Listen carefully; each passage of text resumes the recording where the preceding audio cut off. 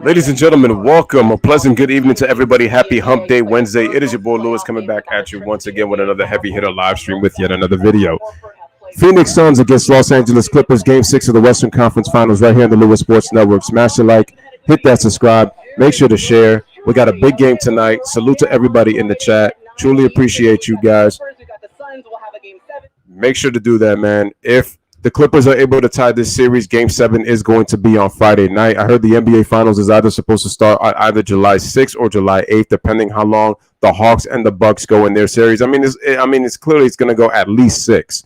All right, at least 6. So if it does end up going 7, then pretty much the finals are going to start on July 8th instead of July 6th. But smash a like, hit that subscribe, make sure to share. Salute to everybody in the chat. Shout out to Sean in the building. Okay, so G Money, when you were saying like you were speaking your mind, I'm not saying that you can't speak your mind, but what do I always usually say? I say smash the like button and hit that subscribe. Make sure that you smash the like button. I already know that you're subscribed to the channel, but I'm saying for those who are my subscribers, make sure y'all smash the like button. Make sure y'all hit that subscribe button if you're new to the channel, and make sure you guys are sharing this on your social media platforms. Truly appreciate it. Happy Wednesday. Clippers and Suns, Game 6. Are we going to see the ghost of Game 7 pass for Chris Paul tonight if he loses? We will see. But salute to Ryan, salute to G Money, salute to Jay, salute to Sean. Make sure you guys are sharing this stream.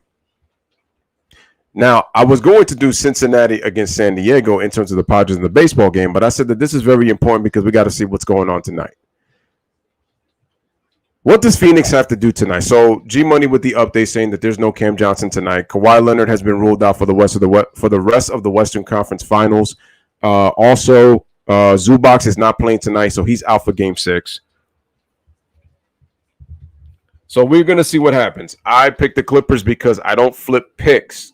I came into this series picking the Clippers, and I'm gonna stick with the Clippers. If the Phoenix Suns win, more power to them. Congratulations. But I stick with the Clippers. I stick with my picks. I don't change picks. I stick with the Clippers. I'm going to pick them tonight in Game 6. I think it's going to be hard fought. I will say this. For the Phoenix Suns to win, they have to make this a close game because that's where the Clippers actually struggle. They need to make this a close game. Hopefully campaign is not campaign for campaign. So we need to campaign for campaign. All right? No pun intended. But he actually needs to play more minutes tonight. I have to see how his ankle is going to hold up because he only played 13 minutes, and usually campaign plays very well at home. And he's so on the road. But we'll see what happens in tonight's game. The Suns have to push the pace. They cannot play slow. That's actually a detriment to the Suns if CP3 tries to play his slow half court. His half court offense is really meant for me, really more so in the fourth quarter. And Chris Paul has not shot the ball well in this series. And to be honest with you, the Suns have really not been that great in this series. I mean, if you look at the way the Clippers have lost this series, listen, there have been bad calls. The referees have gone both ways. Kawhi Leonard is out for the rest of the Western Conference Finals. Kawhi could be done as a Clipper if the Clippers lose tonight. And it's a shame because I feel like Kawhi is acting like such a diva because it's funny how he had problems with the San Antonio medical staff. And now he's having a problem with the Los Angeles Clipper medical staff.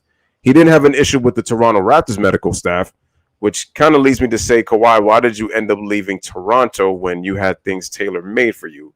You were kind of treated as a god in Toronto. So I don't understand what happened that you wanted to go home because it wasn't your thing, right?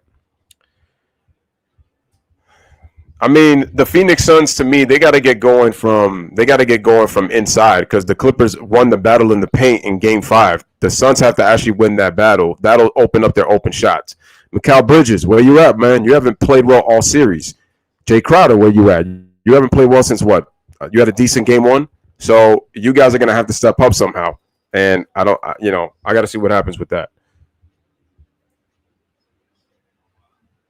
It says Kawhi has issues with the medical staff, but I'm starting to really feel like it might be beyond the medical staff. I feel like he's got to have some issues with some of the players on that team. Who in particular, I don't know. We don't know. I mean, if you're the Clippers, Paul George has got to let the game come to him like it did in Game 5. If he tries to force and try to do too much, shoot too many tries to force too many jump shots instead of trying to get to the free throw line, I mean, obviously you got to hit that free throws. Jay says Kawhi has too much blame towards others. That's what I believe. To me, Uncle Dennis has been in his ear, man.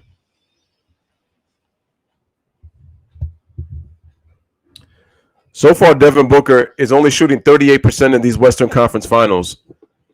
And if you're the Clippers, you got to be careful because he's the last guy that you want to have a big game. DeAndre Ayton cannot only have he only had 10 points and 11 rebounds. He's got to have much more of an impact. If he's getting anywhere from 19 points to 20 rebounds, or he's giving you a 22 and 10 performance, like a 24 and 14, like he did in Game 2, the Suns are most likely going to win. Uh,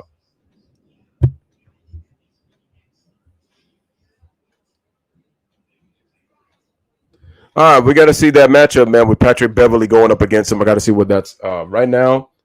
As the primary defender, despite the injury to the broken nose and all that, Devin Booker shooting 9 for 28 with Pat Bev as the primary defender. And for once, Pat Bev is actually playing defense and not really doing a lot of trash talking. For once. For once. For once. The Clippers, they just got to get good shots. When it's there, you got to take them.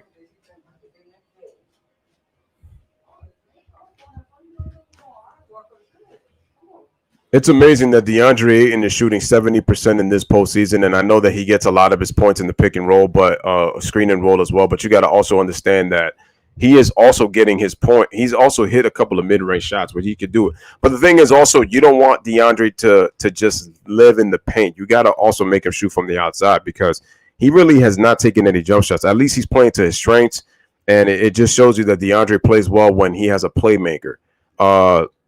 I got to say this as well. When Chris Paul sits, they need to have Devin Booker, I would say, play with the second unit so that Devin Booker could be able to make some plays. So that way it keeps everybody involved in the offense because he did it in the first two games. And once Chris Paul came back, his playmaking has gone pretty much down because Chris Paul's got the ball in his hands a lot more. So Devin Booker's assist has gone down, and I feel like Devin Booker actually had more impact when he was actually being able to distribute the basketball. So it always depends on matchups. Against a deep team like the Clippers, everybody's got to get involved with Phoenix. So, like, I feel like CP's got to stop making this about him and make it about the team. Because I feel like if he's about the team, because y'all remember, look how quick he dismissed the 3-1 comments. That just shows you that it's still in Chris Paul's head.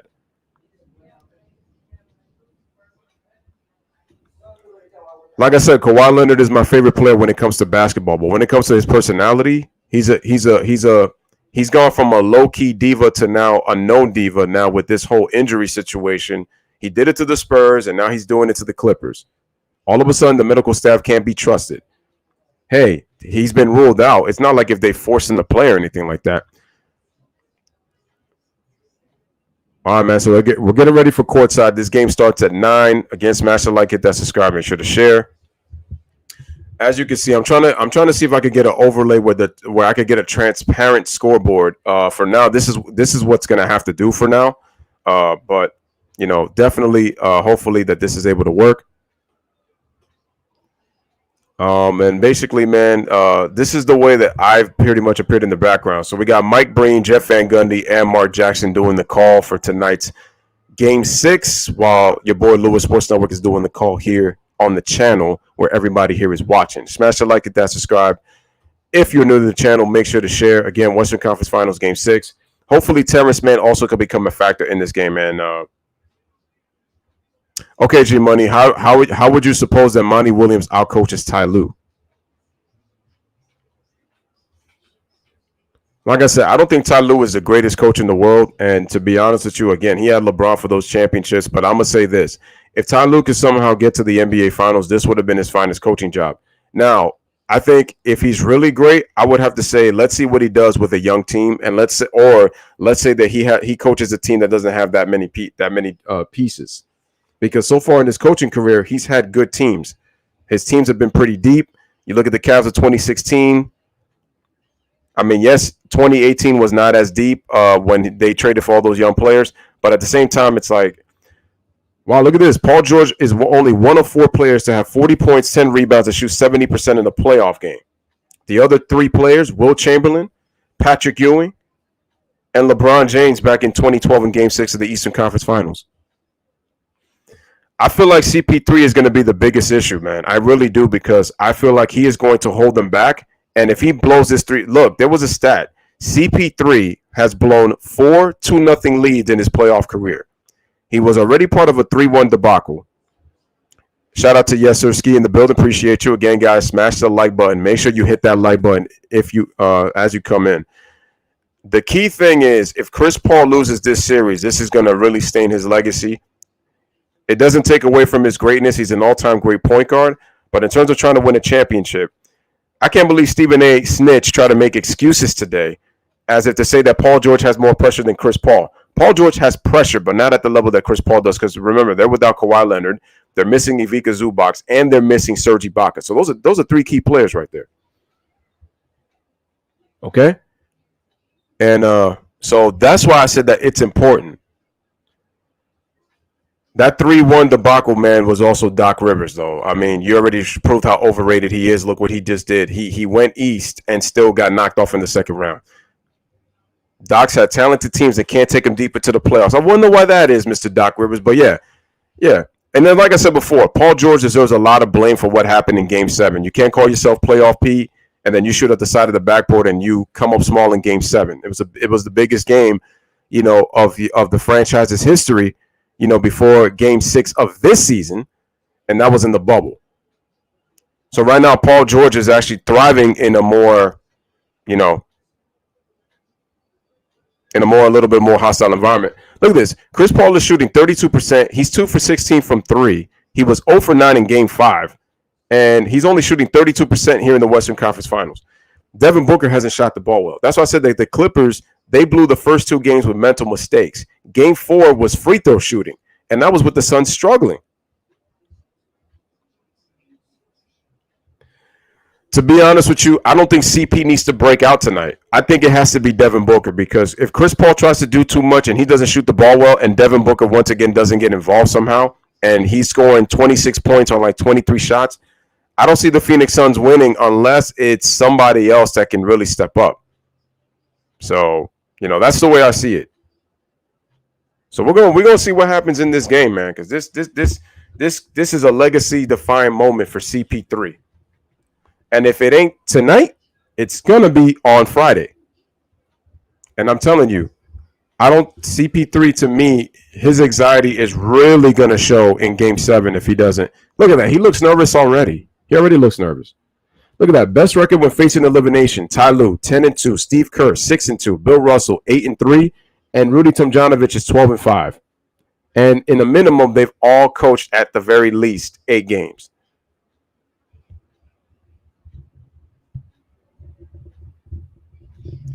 My man Bariah says he's got Clippers by 4. No. When it comes to winning basketball and then when it comes to all-time point guards, it's going to kill CP3. I think he's still a top 10 point guard all time. Now, the thing is, if he's able to win a championship, this puts him in top 5 status, in my opinion. I think he's top 5. Everybody's different. Some people feel that CP3 is already a top 5 point guard of all time. Again, it's subjective, but for me, it's like Max Kellerman said earlier today. How many chances are you going to get that you've been up in a series where you've been in control and then you end up losing a series? I cannot believe Stephen A. Snitch tried to make excuses. Shout out to Ron in the building. Appreciate you coming on through. Again, guys, smash the like, hit that subscribe. This is the biggest game of the Phoenix Suns' franchise's history since '93. And then if you want to go even further, 76. Because both of those times they went to the NBA Finals. But I'm talking about for this young group. And CP3, this is big for them. Because it lets you know how far Phoenix has come in a short amount of time, when just 2 years ago, they had the worst record in the NBA. They only won 19 games just 2 years ago. 2 years ago. Monty Williams comes and coaches. They go 8-0 in the bubble after a slow regular season. So they were starting to show like they were going to become a playoff team. And Chris Paul and Torrey Craig, all of a sudden, Jay Crowder, can't forget him. They're in the Western Conference Finals. Remember what they said about Cam Payne. So with Cameron Payne, they were, he was not a good NBA player. He was regarded as one of the worst NBA players. And look at him now. So.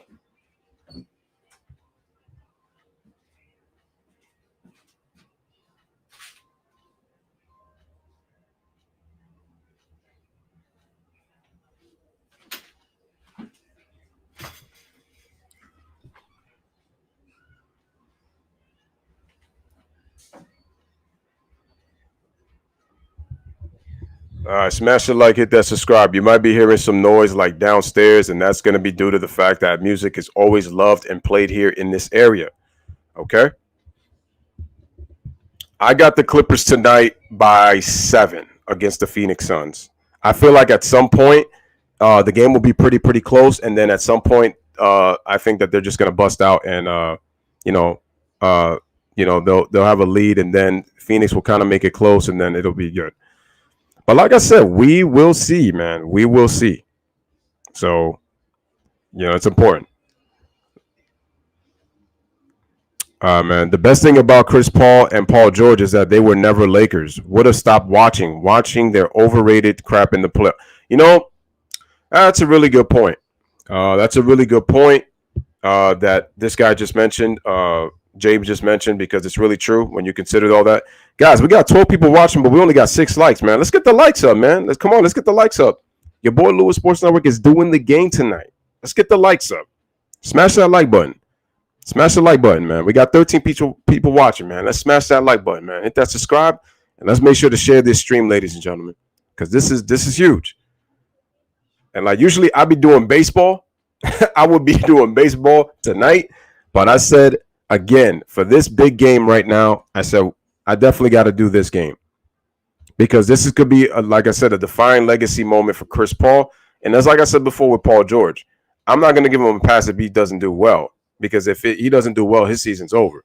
But at the same time, also, Paul George is playing with house money too, because let's face it, they're missing 3 key players, and Paul George put up a big performance. Also, Ty Lue got to play DeMarcus Cousins a good amount of minutes tonight, because if he was able to impact in their win, he's got to do something in this one too. Like I said, man, I'm expecting it to be physical. Let's see. The Suns say that they got to play with a sense of urgency. So let's see what happens. What happens? Are the Suns going to come out with a sense of urgency? We are going to see.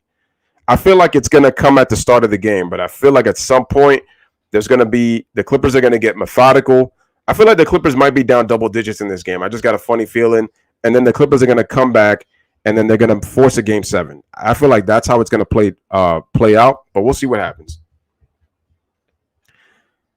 We'll see what happens. But in terms of who's feeling pressure, both teams are playing pressure. I mean, the Suns, they're in a closeout game, and then the Clippers are in an elimination game. So we'll see.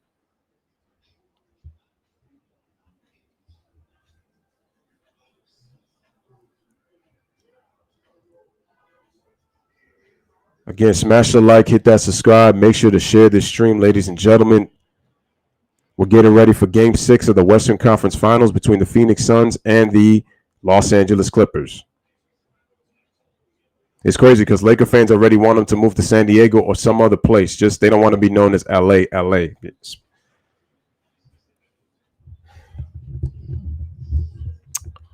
right, man, but we're getting ready, man. Smash that like, hit that subscribe.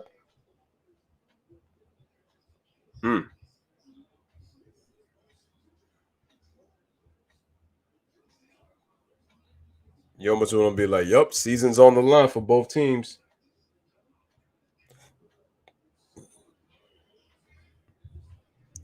All right, ladies and gentlemen, here we go. Here we go. Here we go.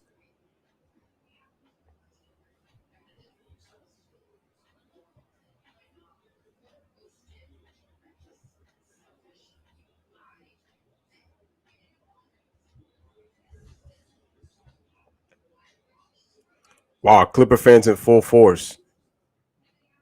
PG-13.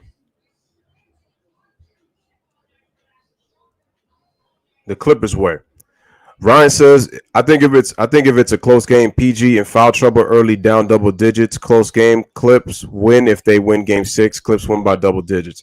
Like I said, if you're the Phoenix Suns, I think that you guys have got to play a close game, because I don't trust the Clippers in a close game. We've seen what happened with them in close games. They've either made mental mistakes with turnovers. You've seen the out of bounds play. Actually, inbounds plays have beat them the first 2 games, and that was with Paul George. Listen, and Paul George missed 2 free throws with a 1-point lead. So yeah, you can make a case that the Clippers should be up 3-2, or they should have won the series 4-1. That's how much, because if you look at game 1, Terrence Mann cut the game to 2. They defend, they defend or play the free throw game with the Suns, they have an opportunity to possibly win. But I'm going to say best case scenario, the Clippers should be up 3-2 in a closeout game at home. And the crazy part is, if they was able to win, if the Clippers were in a position to win a closeout, they would have gotten 5 days off. You know how beneficial that would be for the Clippers, considering how much basketball they've played. 7-game series with the Utah Jazz. 7-game series with the Dallas Mavericks. 6-game series with the Utah Jazz. Then they had to play in less than 48 hours for a quick turnaround because Phoenix ended up sweeping the Denver Nuggets in a 4-game sweep. People are saying this thing that, the Suns beat the Nuggets because Jamal Murray got injured. I hate to break it to you. Jamal Murray would help the Nuggets win maybe 1 or 2 games, but the Suns were the better team. I'm sorry. Mike Malone just proved how not good of a coach he is in that series. And guess what? It was part of the bubble too, to be honest with you, in a sense. Even though Aaron Gordon wasn't there, neither was JaVale McGee. But still, it also proved that even with Jamal Murray, they would have lost to me in 6 games. They don't defend. The Denver Nuggets don't defend. And then you also have to question, how consistent would Jamal Murray been in that series? We don't know. We don't know. I told y'all the Utah Jazz were overrated, and I was proven right. That's why I didn't think they were going to win.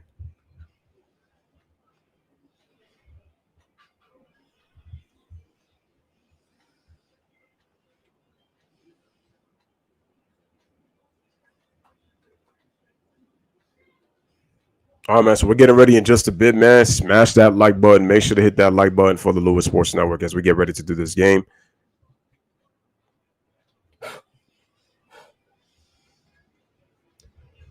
All right. So answer me this question. Who do you guys have as the key for tonight's game? Who is going to be the player or players, I should say, that are going to step up for both teams? We know who has to step up, but who do you think is going to be that unsung hero tonight in Game 6, either on a Phoenix closeout or on a Clippers force Game 7? Let me know in the comment section as we come back in just a minute. Give me 1 second, guys. I'll be right back.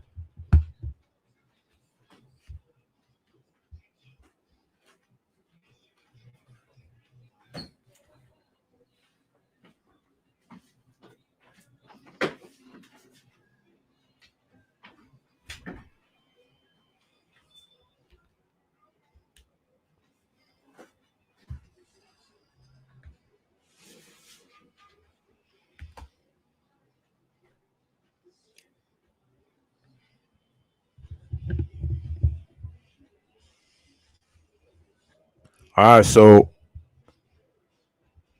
man, no. I knew the Utah Jazz were overrated, and against a deep team like the Clippers, because they had the ability to shoot, I knew Gobert was going to be a liability, and Quinn Snyder never tried to play small. Smash the like, hit that subscribe, ladies and gentlemen. Here we go. CP3, Devin Booker, Mikal Bridges, Jay Crowder, and DeAndre Ayton starting lineup for the Phoenix Suns. For the Los Angeles Clippers, we got Reggie Jackson, Patrick Beverley, Paul George at the 3, Terrence Mann playing the 4, and Marcus Morris playing the 5. So the Clippers are starting out small. So they're going small ball. They are going small ball. So let's see if the Phoenix Suns try to use DeAndre Ayton in terms of the pick and roll. Let's see what they do. They're going to have to gang rebound because you can't have Ayton control the boards. And the Phoenix Suns win the opening tip. Smash the like, hit that subscribe. Chris Paul gives the ball over to Mikal Bridges left side. Then Booker at the top. They give it to CP3 on the right wing. Lobs it to Bridges, and he scores the first 2 points on the lob by Chris Paul. 2-0 Phoenix Suns. All right, man. Here is Reggie Jackson, man. Bobby Schmurder on the left wing. Gets a screen. Looking for Paul George. He's got Booker on him. Paul George with the post-up, faces the double. They give it to Reggie. They swing it over to Patrick Beverley. Patrick dribbles left. Nice fake to get Bridges in the air and takes a turnaround hook shot and ties the game at 2. Smash the like, hit that subscribe. Shout out to Joey Votto for his 1,000 RBI. Here comes CP3, tied at 2. CP3 gets a screen from Ayton. Gives it over to Jay Crowder. Shoots a three-pointer and drains it. Suns take a 5-2 lead. Remember in Game 6 in the first round, Jay Crowder hit his first shot. So is that a sign of things could come? We'll see. Here is Paul George. Gives the ball over to Reggie Jackson. Reggie Jackson starts to dribble around, pulls it back. Then gives the ball over to Marcus Morris, who's switched up on Crowder. Nice pass to Paul George, but it looked like he almost stepped out of bounds. The Phoenix Suns are complaining, saying, here's Paul George with the dribble, goes inside, loses the ball, gets the ball back, forces it up, and it's going to be too late. It is a 24-second violation. Phoenix will have the ball.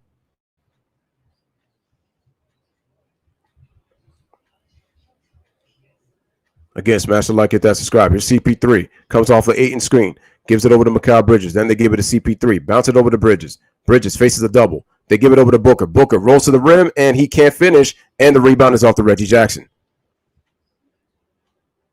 Here's Reggie. Gives the ball over to, was that Marcus Morris? Yeah, that was Marcus Morris. Paul George gives it off to Morris for the screen, but he can't hit the three. Already, the Clippers are kind of settling for jump shots. They need to attack the basket. CP gets another screen. CP3 goes to a spot, shoots a jump shot. He can't hit. CP misses his first shot. Here comes Paul George. PG-13 with the bounce pass over to Patrick Beverley, telling him to clear out. Reggie sets a bump screen. Paul George tries to get in position. All right, they give the ball over to Reggie Jackson. Here comes Bobby Schmurder. Hesitates, gets to the rim. Kicks it out. Good pass by Terrence Mann. Marcus Morris in the corner for three. Oh, but he can't hit. See, that was good offense. They just couldn't hit the shot. Here comes Devin Booker. Devin Booker races, goes all the way to the paint, and he's able to score. I'm surprised he didn't get a foul call on that play. And Phoenix takes a 7-2 lead. So once again, Suns playing with a little bit of urgency to start. Again, they need to attack and win the paint battle because they lost it in Game 5. That's why the Clippers were able to shoot. The Clippers didn't shoot great from three, but they won the paint by 22. Here's Paul George. Shoots a three-pointer. Can't hit. See, Paul George already settling. All right, here's over to Bridges. Bridges dumps to the Ayton. Ayton on the block. Being guarded by Morris. Shoots a jump shot, misses. Why isn't then DeMarcus needs to play minutes though? Here's Paul George. They give it over to Beverley. Beverley goes all the way into the paint, and he's able to score. Patrick Beverley with the first 4 points of the game for the Clippers. 7-4 game right now. Smash the like, hit that subscribe.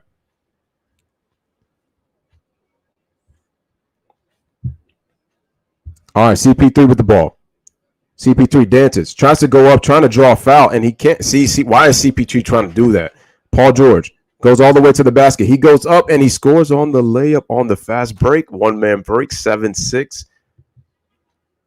All right, Phoenix is up by 1. Here's Devin Booker with the ball. Devin Booker goes around. Devin Booker tries to stop, and he forces, and he gets called for a travel. So they're letting him play early right now as he loses the ball and with the travel. Jay says both teams have lost when changing their starting lineups without having to be forced to do so. Zubac's injury is the only forced starting lineup change to the series in the series. Clippers won. Right. Smash the like, hit that subscribe. All right, here's Paul George. Dancing. Paul George gets into the paint. He loses it. Turnover. Here come the Phoenix Suns. CP3 gives it over to Bridges. Bridges looking. Left side. Gives it to Ayton in the post. Ayton right there on the block. Being guarded smaller by Marcus Morris. And he's able to get the hook shot for his point of the game. Phoenix takes a 9-6 lead.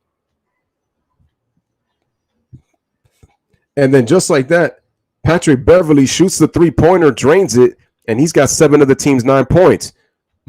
Him and Paul George have all 9 points. Tie game at 9. Jay Crowder loses it. Gives it back to CP3. Wide open. Shoots the three-pointer. He drains it. Chris Paul 1 for 2. Suns take a 12-9 lead. 7:34 remaining in the first quarter. Smash that like, hit that subscribe. I don't know what CP just said, but all right, here's Paul George. Paul George with the ball. Gives it over to Reggie Jackson. They swing it to Patrick Beverley. Marcus Morris shoots a three. You see Marcus Morris already struggling. Why is he settling for threes? That's not a good sign. He's already 0 for 3. Chris Paul gets the ball. Gives it to Bridges, gets it right back. Ayton looking for that screen. George won't fight. Chris Paul dribbles. Loses. They give it to Crowder. Gives it right back to Paul. 6 on the shot clock. 5 seconds. Chris Paul going around. Pulls back. Shoots a three-pointer. And he rattles it in. CP 3 for 3. And the Phoenix Suns take a 6-point lead, 15-9. And Ty Lue, did he call a timeout? He doesn't look happy already. Look, Chris Paul is talking all that ish, man, but you got to play it throughout the game, my friend. You got to play it throughout the game. So I don't want to hear that shit talk. You need to bring it all game long. But that's a good start, though. He's 2 for 3. He's got 5 points. Like I said, he has to play well for the Phoenix Suns to win this game. So we got a timeout with 6:44 remaining. Suns take a 6-point lead. It's 15-9 as we head over to commercial break. All right, let's look at the chat.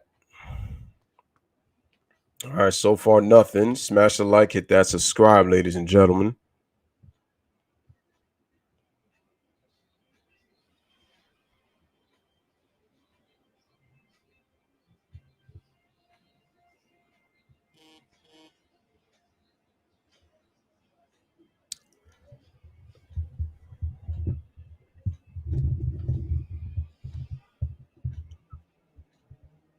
All right, so the one thing I already don't like is that Marcus Morris is shooting threes. I don't like it. He's already 0 for 3 from the field. If he starts to miss a couple of more shots, you might have to go. You might have to do something because right now that's not looking good that he's already missing shots. Like I said with the Clippers, they got to win the battle of the paint so that it'll open up some of the perimeter shots because Reggie's going to take some unconscious shots, especially with it's in rhythm. Paul George is a rhythm player, so everything is within the flow. So if he doesn't let the game come to him like it did in Game 5, the Clippers are not winning this game. And Boogie needs to play more. He needs to play more.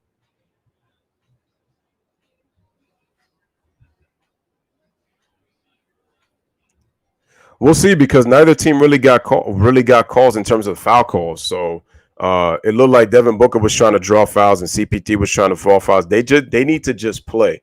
The more aggressive that they are, at some point, the referees are going to blow that whistle. Okay. So you already know that they're going to blow that whistle. Now, my thing is that the Phoenix Suns, they've gotten off to a good start. The key thing is going to be, can they finish? And then, like I said, I'm looking at the Clippers. They need to win the battle in the paint. I'm sorry. Right now, Boogie needs to get some burn because I feel like if you wait too long, Ty Lue, you're going to be regarded as, again, who coached you? LeBron? Who coached you? Yeah, LeBron was the coach. If he wants to get rid of that stigma, he needs to play Boogie Cousins. Because like I said before, I think Ty Lue's done a good job. But again, I feel like Ty Lue's real value is going to be if he can coach a team that is not as talented because he's coached 2 talented teams so far in his career. That's why Lue's record looks so good. The question is going to be if he can do that with a less talented team. And exactly, the reason that Marcus Morris got out to a good start, he was scoring in the basket. If you would look at where he was catching the ball, it was it was down low. It was down low. That's why he shot 7 for 9 in the first half. It opened up his 3-point shots. He's got to get some easy points in the basket, around the basket. If he's going to shoot a shot, it needs to be around the mid-range to low block because that way it'll open up the 3-point shot. He's already settling for threes, and that's not a good sign. Yeah, Patrick Beverly's already got 7 points. You can't win this game if Pat Bev is going to be your leading scorer. It's got to be everybody. All right, Chris Paul, all-time Clippers ranked 6th in points, 1st all-time in assists, 2nd all-time in steals, and 4th in three-pointers made. CP3. Smash the like, hit that subscribe. Here's PG-13. Gives the ball over to, is that Reggie Jackson? Yeah, Reggie Jackson gets all the way into the paint with the left hand, and he's able to score a 4-point game, 15-11. Smash the like, hit that subscribe.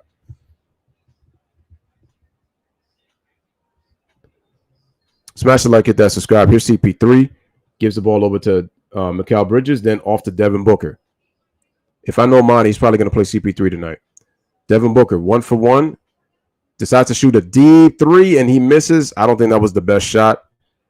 All right, here comes Reggie Jackson off the pass from Paul George. Reggie Jackson attacks the paint. What kind of pass was that by Reggie Jackson? Like, really, man? That was really stupid. You did that on a triple team inside the paint. Marcus Morris decides to take a step-back jumper, but he nails it. And it's a 2-point game, 15-13. I don't like the shot. Booker, and he gets called for the offensive foul. So that's another turnover. See, Chris Paul should be in Devin Booker's ear, and he needs to be telling him that he needs to play under control.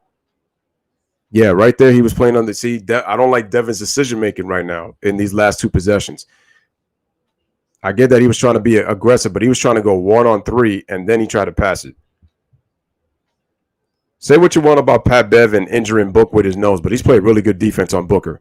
All right, man, here's Reggie Jackson with the ball. Reggie dancing. Reggie getting into the paint, loses the ball on the way up, gets a strip, pulls it back up on the jump shot, but he can't hit, misses badly. All right, the rebound goes to Ayton, gives it to CP3. CP3 with the ball.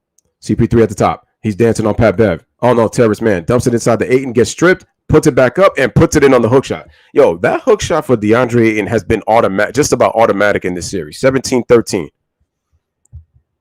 Here's Paul George. George goes around. Paul George goes into the paint, puts it up, tough floater, and he gets the bounce. Nice play by Paul George. Tough move. 17-15 Suns. Here's Bridges, gives it over to Jay Crowder.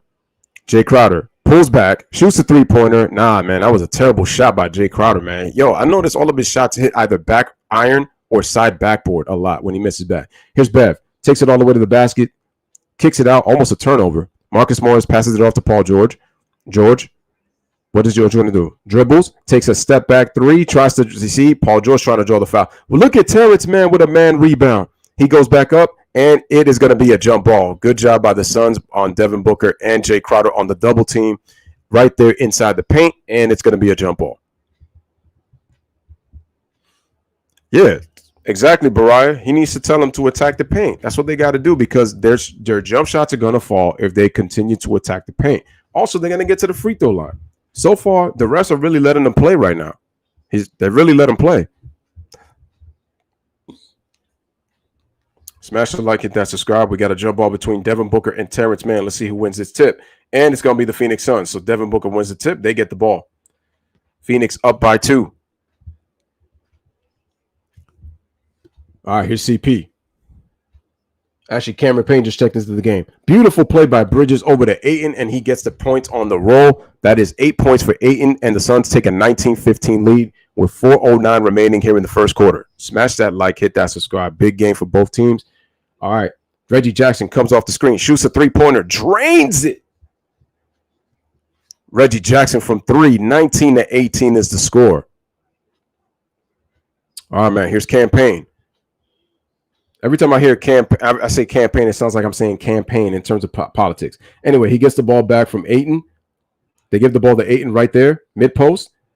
But he loses the ball. Good double team, and we're going to have a foul on Campaign. Okay. See, the last thing you want to do is just cause a foul like that because the Suns, they need you, bro. You can't cause a foul like that. So that's kind of a big mistake. I know you didn't want to allow the fast break, but the last thing you want to do is if you get 2 fouls, quick ones in the first quarter, that means you got to force to bring Chris Paul back in the game, which means now the Suns are not going to be able to play with pace. They need you in the game for pace, Campaign. So, look, Chris Paul taking a breather. Yeah, see, Chris Paul played, look, I mean, the dude played what? He played nearly 8 minutes in that first quarter. All right, man, here's Reggie Jackson. They give the ball to Marcus Morris. Paul George with the ball. Paul George attacking the paint on the spin move. Beautiful pass inside the Batum for the layup. And the Clippers have their first lead of the game. They lead 20-19. Here's Cameron Payne. They give the ball to Booker. Booker dribbles left. Takes a stop. Takes a step back. Hits a jump shot. Shoots it. That was a tough shot, man, but he made it. Booker's got to get more points, easy points in the paint. I just feel like he's not going to be able to knock those shots down like all that, man. He's got to get a rhythm.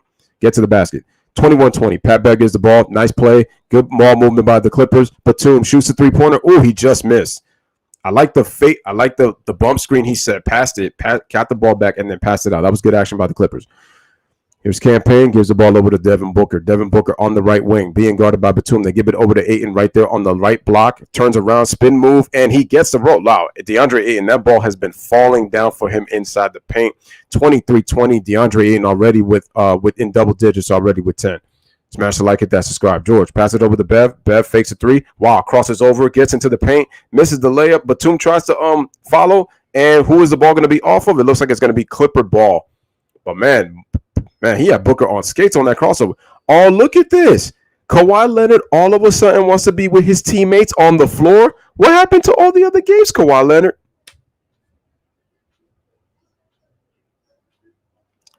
Kawhi Leonard wants to be on the bench with his team. That's funny. He heard the stories of how he wasn't sitting with his troops. Now he wants to. That's funny. This is funny, man. Hilarious.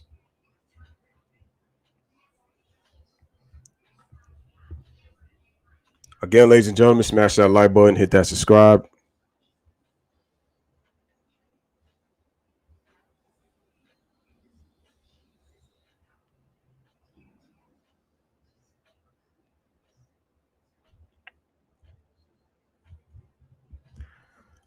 All right, man. So we got a timeout. Clippers are down by 3, 23-20 with how much time remaining? It looks like it is 2:20. I think it's 2:23. Let me just check. According to this,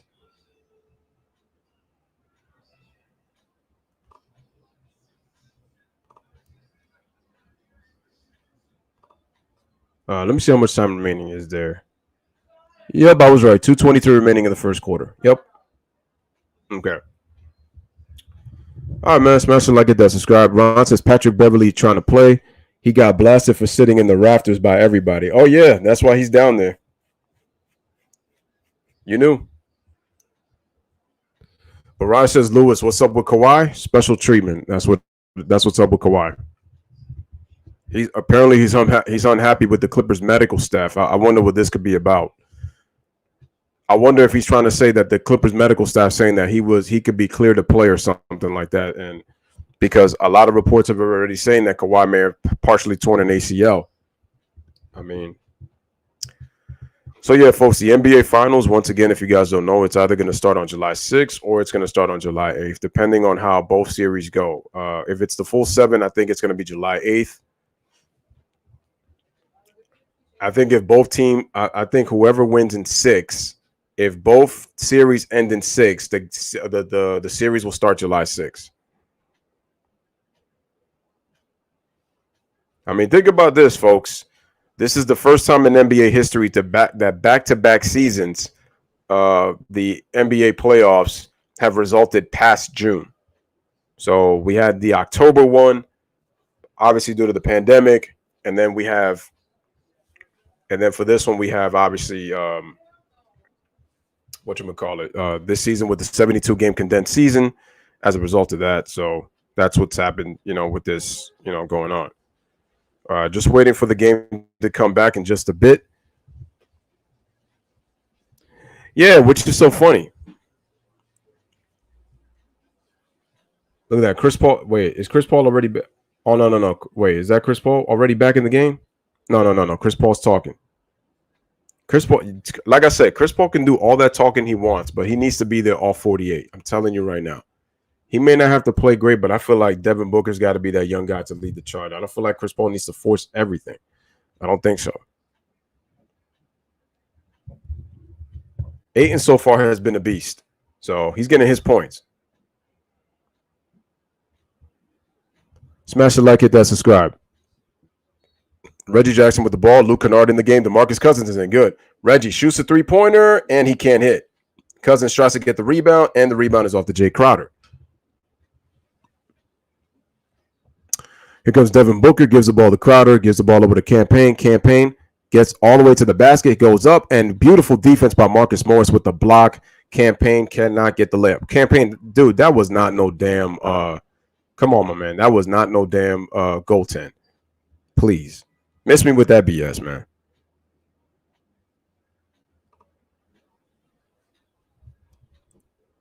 Booker trying to get open. Takes a step back jumper. He can't hit. And the rebound is off to Reggie Jackson.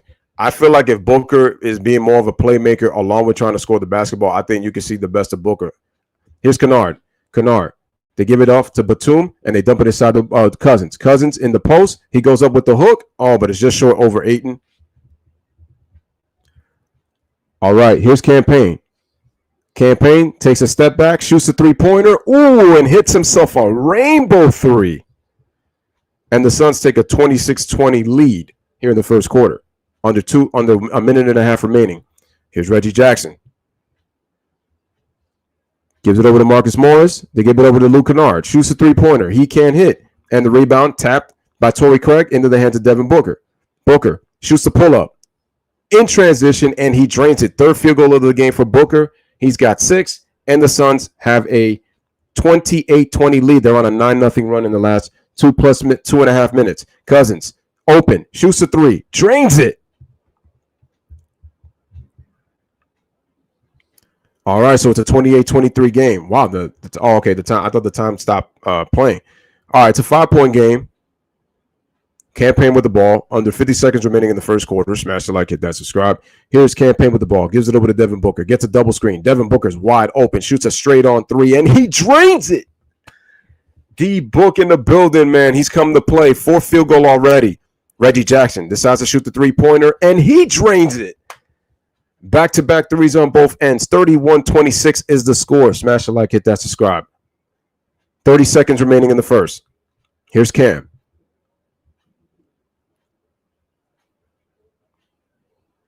Here's Cam. Dribbling the ball. Reggie goes over the screen. Campaign looking. Devin Booker lobs it inside the 8, and then he scores. And nice job by Devin Booker not forcing that shot. He saw Ayton open, and they were able to get it. 33-26. 9 seconds remaining. 7-point game. Reggie Jackson with the ball, and what do we have here? Looks like we're going to have ourselves a foul. And looks like Dario Saric is coming in. Remember, there's no Cam Johnson tonight for this game 6. And this is a good sign if you're the Phoenix Suns. Devin Booker's already hit 4 field goals. DeAndre Ayton's got 14 points. And also Chris Paul is 2 for 3. So that's a good sign. So Ayton is already killing them right now. This is why I feel like DeMarcus has got to be able to score the ball, to me, to really offset Ayton's points. All right, here's Reggie Jackson. 3 seconds, 2 seconds. Gets into the paint, and he gets blocked. And that is going to be 1 second remaining while the Clippers have the basketball.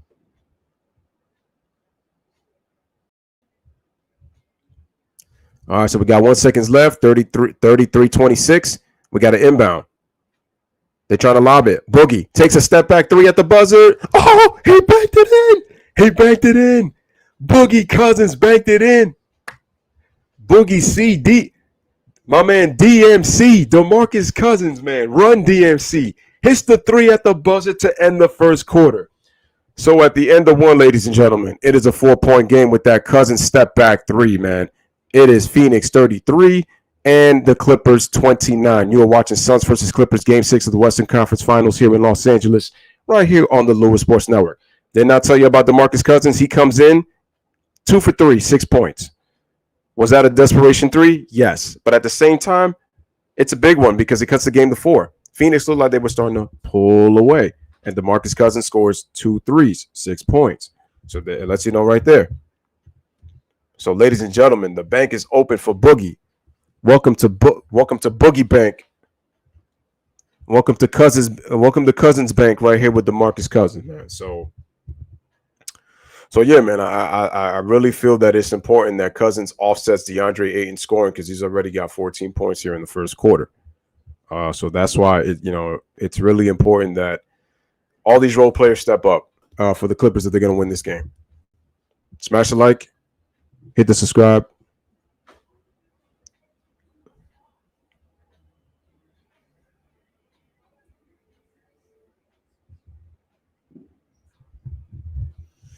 Hope you guys appreciate the scoreboard that I have here. I mean, I wanted to do a transparent background scoreboard, but I got to figure out how I'm able to do that. Until I learn how to do that, I'm just going to start just putting things like this in the meantime while we got a scoreboard. So that's the way that I'm just going to do it. So if anything, I could try to, I want to get one to where I could just just put it across. That way it's not like in the way and stuff like that. And then I'd be able to do that. I gotta figure that out on OBS. Yeah, I thought that the scoreboard was entertaining, man. Now, to be honest with you, I could have said start Boogie, but I think that Boogie just needs to play many minutes. And I think, well, actually, DeAndre Ayton has 10 points. It felt like he had 14. Look, that's a good sign already. Ayton was not really much of a factor in Game 5, already a factor in Game 6. Booker's already got 9 points. This is the best game that that Devin Booker has shot since Game 1. This is the best that he has shot the ball since Game 1.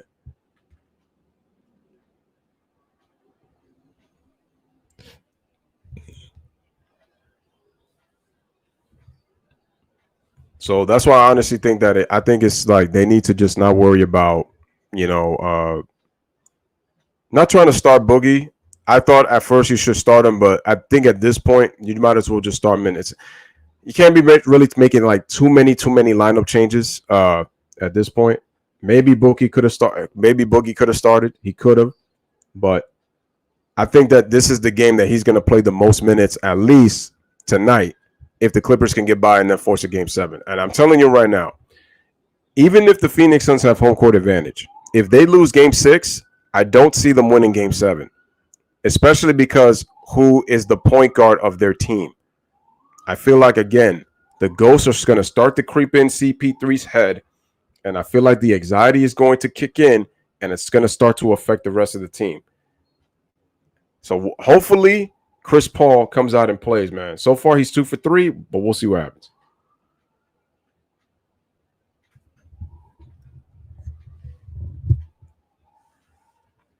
The thing with DeMarcus Cousins is he's got to play when Ayton's on the floor. I think when Ayton's not on the floor, you go small.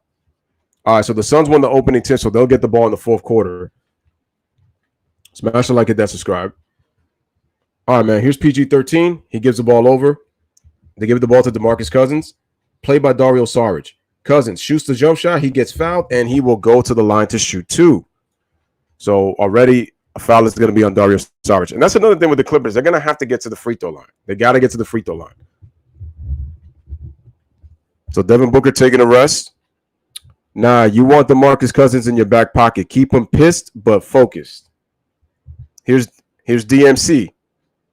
Makes the first free throw. Cousins is a solid free throw shooter. I got to give him that. All right, man. Game 5 tomorrow night. 2-2 series tie between the Hawks and the Bucks. 8:30 Eastern time on Thursday. Game 7, if necessary, on Friday. It is going to be 9. I'm surprised they didn't even. I'm about to say they didn't put if necessary. I'm like, wait, y'all know that it's going game 7? Cousins hits 2 free throws. It is a 2-point game. Boogie already with 8 points. Here's Campaign. Cam shoots the floater, and he gets the roll. That's going to be huge. That's his first basket. It's going to be he's got to play huge, I think. He has to play huge. They got to push the pace when he's on the floor. Suns up by 4. Paul George gets into the paint. Terrace man hasn't taken a shot yet. Trying to give the ball over to is that Marcus? No, DeMarcus puts the ball on the floor. Beautiful up and under move. Wow, he did not get the foul call, but Terrence Mann is able to score in the paint. That was a lot of contact on Cousins. I'm surprised they didn't call it. 35-33. Here's CP3. Also, it's him and Payne in the backcourt, so you get the slow and the quickness. All right, Payne off the screen. Payne gives the ball over to Saric. Saric tries to put the ball on the floor. Saric gives the ball over to Payne. Payne fakes, gets into the paint, gives it over to Saric. He shoots a straight-on 3, and he drains it. And the Phoenix Suns take a 5-point lead. They lead 38-33. All right, smash the like, hit that, subscribe. Here's Terrence Mann with the ball. Terrence Mann gives it over to Luke Kennard. Luke Kennard gives it back to Terrence Mann. They give it over. Nice pass inside the Cousins, and Cousins is going to draw the foul already. So we got another foul. Jay makes a lot of sense, and you can see that Cousins is pissed, and he's focused at the same time. You're seeing it. Wait, how did Paul George jump on that bite with Campaign? That was terrible defense by Paul George. He got caught in no man's land with that. All right, man. Cousins makes a free throw. He's already got 9 points. He's already got 9 points. Cousins pushing CP3. CP3 trying to bait Cousins. Let's see. All right, makes both free throws. Cousins already with double digits, 10 points. Matches DeAndre Ayton. Smash the like, hit that, subscribe. All right, here's Chris Paul. Chris Paul splits the defense, gets to a spot, shoots the jump shot, knocks it down. CP came to play. 7 quick points already for Chris Paul. Phoenix leads 40-35. Terrence Mann with the ball. Paul George shoots the elbow jumper. Can't hit. Rebounds off to. Is that D Book that came back into the game? No. Well, who was that just came in? I didn't even see. Paul comes off the screen. They give it over to Saric. Saric shoots a straight-on 3, and he drains another one. And just like that, the Phoenix Suns match their biggest lead of the game. They lead by 8. Smash the like, hit that, subscribe. Here's PG-13. Pushes off on Torrey Craig. Paul George goes around, gets to the rim, loses his balance. He got fouled, man. They didn't even call it, and that's a turnover. Damn, I'm surprised he got. Man, that's another foul that he didn't, unless he tripped. Yeah, they're so worried about Chris Paul that Dario Saric is getting open looks. Look at that. Yeah, that can't happen. Too many breakdowns already in the half court with the Clippers. They should not be trying to double Chris Paul that much, man. You know he's going for that elbow jumper. He missed. Don't get the rebound. They give it off the paint, fakes a three, gets into the paint, goes up, and he scores. And the first double-digit lead of the game is by the Phoenix Suns. They lead by 10. Timeout, Ty Lue. All right, so with 9:14 remaining in the second quarter right now, the score is 45-35.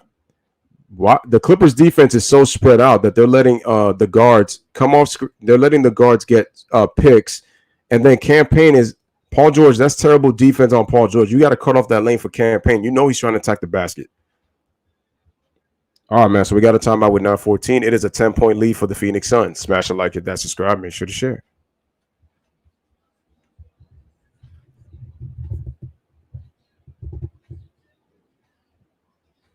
Yeah, yep. This is what happens with these streams. The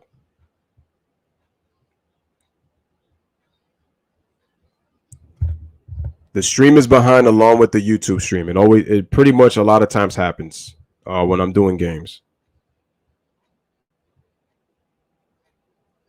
This is why I said that I feel that unless that the internet, this is something that YouTube needs to fix, along with the fact that sometimes that just the internet is just like it's just poor.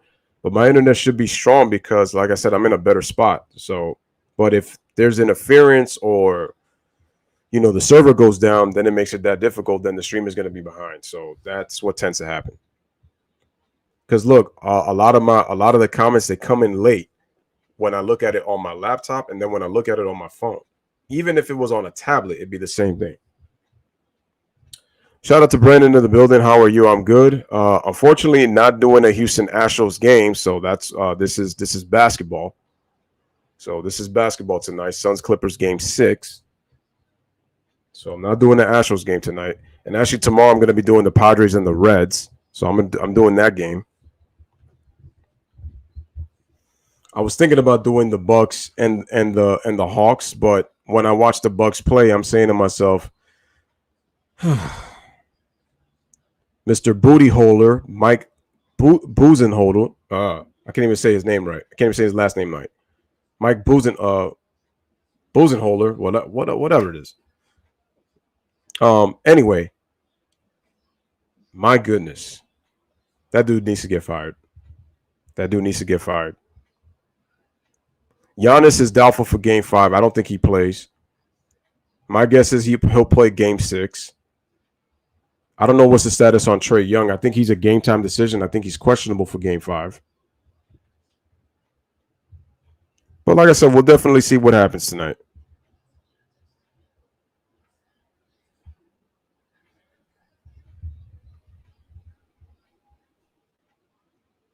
Yeah.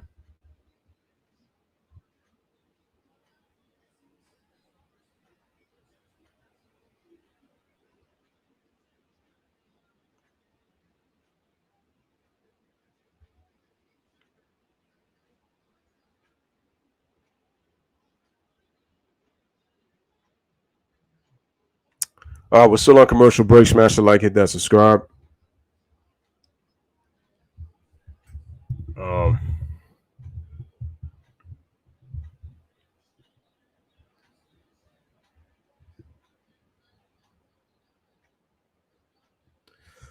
My issue with Budenholzer, there we go. Now I got his name right. Now I kind of wish I didn't. But anyway, Budenholzer, my issue with him is he does not make adjustments when something does not go right for the Bucks. He's not in control of the Bucks missing their 3-pointers. But bro, make adjustments. Can't even believe I got his name right. Anyway, back to live action. Terrence Mann, nice passing by the Clippers, but the ball was mishandled by Batum. But then Marcus Morris gets the ball back. He goes up. Wow, they didn't call the foul. Oh, now they call the foul. I feel like there's been about 3 or 4 plays that the Clippers have not even gotten calls on. But they're letting the Suns be physical. But the foul is going to be on Mikal Bridges, so now the Clippers will go to the free throw line to shoot 2.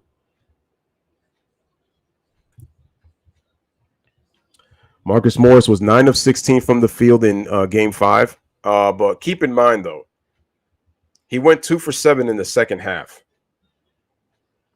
As Marcus Morris misses the free throw. We got missed free throws? Billy Crystal, longtime Clippers fan in the building. The Reds and Padres game is at 7:10. So that game will be at 7:10 because that's Eastern time. And Morris hits 1 out of 2. Like I said, the missed free throws better not come back to haunt them in this game. They need to make them. 45-36, 9-point game. Smash the like, hit that subscribe. Chris Paul gives it over to Mikal Bridges, who can't hit. And the rebound is to Marcus Morris. Clippers gone back small. Here's PG-13. Paul George with the ball. Coming up on the right side. Dribbles around Torrey Craig. Kicks it out to Patrick Beverley. Here's Beverley. Comes around. Stops. They give the ball to George right there on the wing. George gets into the paint over Bridges, dribbles left. Kicks it out to a wide open Terrence Mann, but he can't hit the three. Batum with the tap out to Paul George. Fakes the three. Fakes the pass. Gets into the paint, and he's able to score. And it is a 7-point game. 45-38. 7-point game. Here comes Saric. Gets the ball right there in the fast break. Goes up for the layup, and he gets fouled by, I think it was Terrence Mann? No, it's Marcus Morris. The game is in Cincinnati. So it's in the East Coast. So the Padres are in Cincinnati. So that's when the game is going to be. All right, Saric gets fouled. Marcus Morris said he got all ball. I think he got a little bit of face through on the follow through, though. So that's why that call's going to stand. All right, here's Dario at the free throw line to shoot 2. Here's the first, and it is off. So Saric misses, still 45-38.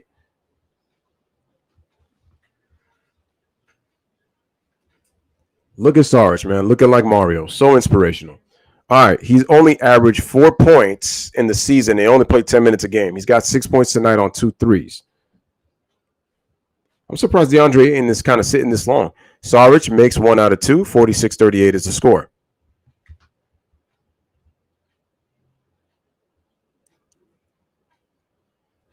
So, yeah, Cincinnati is in their home ballpark. Smash the like, hit that subscribe. Here's Pat Bev. Paul George trying to get open. Good ball denied by Torrey Craig. They give it to Marcus Morris on the elbow, right side. Paul looking at the swipe, takes a jump shot, and he scores. That's what Marcus Morris has got to do. Get those mid-range jump shots. Clippers need to utilize the mid-range and the paint. It's going to open up their three-point shots. 46-40. All right, here's CP3. Half spin, goes right. Gets Batum on the switch. They give the ball to Bridges on the right side of the floor. They give it to Saric, posting up Pat Bev. He's got the mismatch, and he ends up traveling, but he loses the ball anyway. Clippers with the steal. Paul George lobs it over to Batum. Oh, but he misses the layup, but that was a tough catch anyway. All right, they give it to Torrey Craig in transition. Pulls up for 3, but he can't hit and can't paint. Oh, no, Mikal Bridges taps the ball out of bounds, and the Clippers will have it.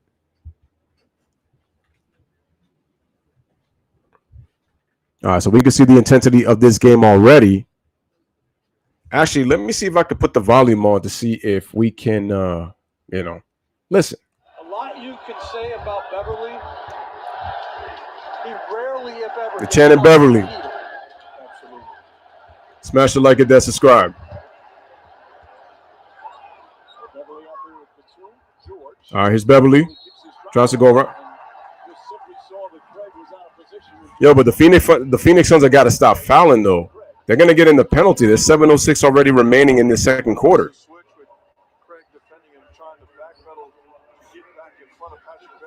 Like, the last thing the Phoenix Suns want to do is get themselves in foul trouble, because once they start doing that, the Clippers are going to be shooting free throws the rest of the way, and you don't want that neither. It can be infuriating to play against opposing teams' fans. He's one of the top villains. Smash the like, hit that subscribe. All right, here's Batum with the inbound. They give it over to Terrence Mann. Right back to Reggie Jackson. Reggie Jackson kicks it out. Morris shoots a three-pointer, and Marcus Morris drains the 3. He got in rhythm by shooting mid-range, gets to the free throw line, hits the three-pointer. 46-43. Here's Chris Paul. Pushes off, but he's got the jump shot going tonight. CP with 9 points in rhythm. 48-43. Suns by 5. Marcus Morris with the ball. Gives it over to Patrick Beverley. Fakes a 3. Starts to dribble on Paul. Crosses over. Beverley gets into the paint, and it's good. Patrick Beverley went. I didn't know you got this kind of game. He's got 12 points. He's got 9 points. Here's Devin Booker. Gives it over to Jay Crowder in the corner. Shoots a three-pointer. He can't hit.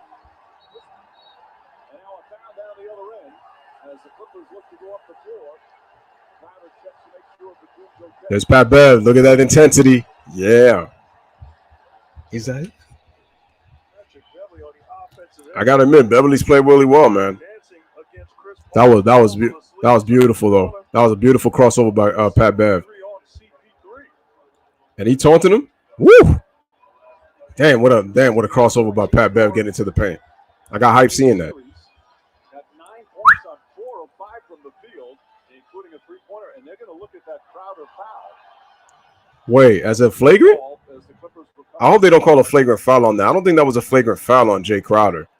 That'd be messed up if they give that call. I'm telling y'all right now, if the Clippers win this game, ladies and gentlemen, they are going to win the series. But he had a huge impact in the Utah series and has had an enormous impact in these conference finals. If he wasn't walking that line between the right level of aggression and over the top, he wouldn't be in the league. Let's see the play that they're looking at. Mark Davis, Sean Wright, John Goble are officials. You see the right arm of Crowder. Oh, he pulled him. Oh, wow. Like he grabbed his leg. He grabbed his leg. Yo, what? You see, that's close to a foul on the shot. that's not a good job by Crowder. The contact by Crowder has been deemed illegal. It's a common foul. Penalty for 2 shots. Let's go. Phoenix already In the penalty, 6:15 remaining. You see what I told you? Look at that. All right, yo, that was dangerous by Batum. He almost landed in his landing space, but he really didn't touch him that much, honestly, though. Let me see. I'm shocked that's Let me see. No, that's not a common foul. I mean, I think Batum kind of sold that, man. swiped at my leg as I was running. I don't know, man. I don't agree with that call. Jay Crowder really didn't do much. Yeah, did he go for his leg? Yeah, but he kind of like patted him. Some of these weird calls, man. Playoff Pat always has had a spot on my Lakers, man. Always wasn't BSing about Pat Bev. Jeff, I'm sorry you don't understand what's going on here, but I know. Hey, yo, Van Gundy's been killing the NBA, man. He's been speaking facts in terms of the way that this league is. Look at that 2-point play, and now it's a 1-point game. You don't want to give up points if you're Phoenix, and now you're in the penalty. And he's lucky he didn't get a flagrant because that would have been 2 shots and the ball. All right, here's CP. 1-point game. Clippers down by 1. CP with the ball. Get the switch. Decides to shoot a 3-pointer, but he can't hit. See, I don't want Chris Paul doing that, though. All right. All right, here's Morris. Backing down Booker. Faces a double. Gives it over to Batum. They give it back to Morris. They swing it. Pat Bev. Corner for 3. Oh, can't give the Clippers the lead. And then a foul on Terrence Mann. Terrence Mann has got to find a way to get involved in this game because you don't want to lose this game and then it's like Terrence Mann is like disappeared. He's been a huge part of this team in terms of how they've played coming into these Western Conference Finals at this point. I mean, you love Pat Bev, a healthy Pat Bev. Just over 5.5 remaining. Second quarter here, game 6. Phoenix Suns looking to make the NBA Finals for the first time in 28 years. Meanwhile, the Clippers. That's a foul on Pat Bev.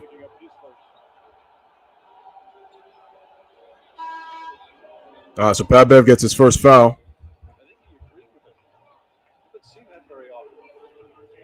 Yeah, he's like, yeah. But give me the intensity, man. Give me the intensity. Booker. Ooh, okay, D-Book. Okay, D-Book, I see you. Okay. Booker in double digits with 11. All right, I see you, Book. I sound like Austin talking to Booker T. Okay, Book. Thanks, Book. We got milk. Anyway, 50-47 is the score. Here's Bobby Schmurder. Dancing. Reggie Jackson attacks, and that's an and one. And now it's a 1-point game, and now he's got a chance for a 3-point. And Booker's complaining that Reggie Jackson pushed off with his arm. Let's see. Not much there. That was very minimal right there. That was very minimal. No, he gets the contact. Putting his head down and attacking the paint area. Finishing, emphatic. I love the love and support that the crowd right now is showing Reggie Jackson as he's attempting to knock down the free throw for the three-point play. By the way, 2 fouls on Booker. So they're chanting Reggie. He makes a free throw. We tied at 50. We tied at 50. Smash a like it, does subscribe. 5 minutes remaining. Reggie with 11 points. 2 3-pointers. All right. Here's Campaign. Gives it over to Crowder. Crowder shoots, misses. Offensive rebound, Ayton. Ayton kicks it out to Crowder. Shoots a 3-pointer, and he hits the corner three. Second three-pointer of the game. Suns lead by 3, 53-50. So in this game, we're seeing better offense by both teams. All right, man. Here's PG-13. PG with the dribble. PG, too much dribbling by PG, man. I don't like it. And look, he tried to draw the foul. See? PG tried to draw the foul. Here's Campaign. Cam. Definitely got the bounce. Here's Crowder. Gives it over to Campaign. Campaign shoots a 3-pointer. No. And Reggie Jackson with the ball. All right. Quickly pass. Beverly fakes a 3. Goes up into the paint. Yeah, that's a foul. Yeah. So it looks like we might have a timeout. Let me see. Do we have a timeout? Let's see if Crowder went straight up. Come on, that's a foul, bro. Your arm is literally in the man's midsection area. Oh, my God. This guy Crowder, man. It's like you're known for physical play, but it's like, do you really play defense, my friend? Pat Bev makes the first free throw. So far, so good. Clippers are making their free throw, so that's a good sign. Only one missing. That was by Marcus Morris. Remember, these were the top 2 free throw shooting teams in the NBA, ladies and gentlemen. Smash the like, hit that subscribe, ladies and gentlemen. Smash the like. All right, the chant of defense. 1-point game.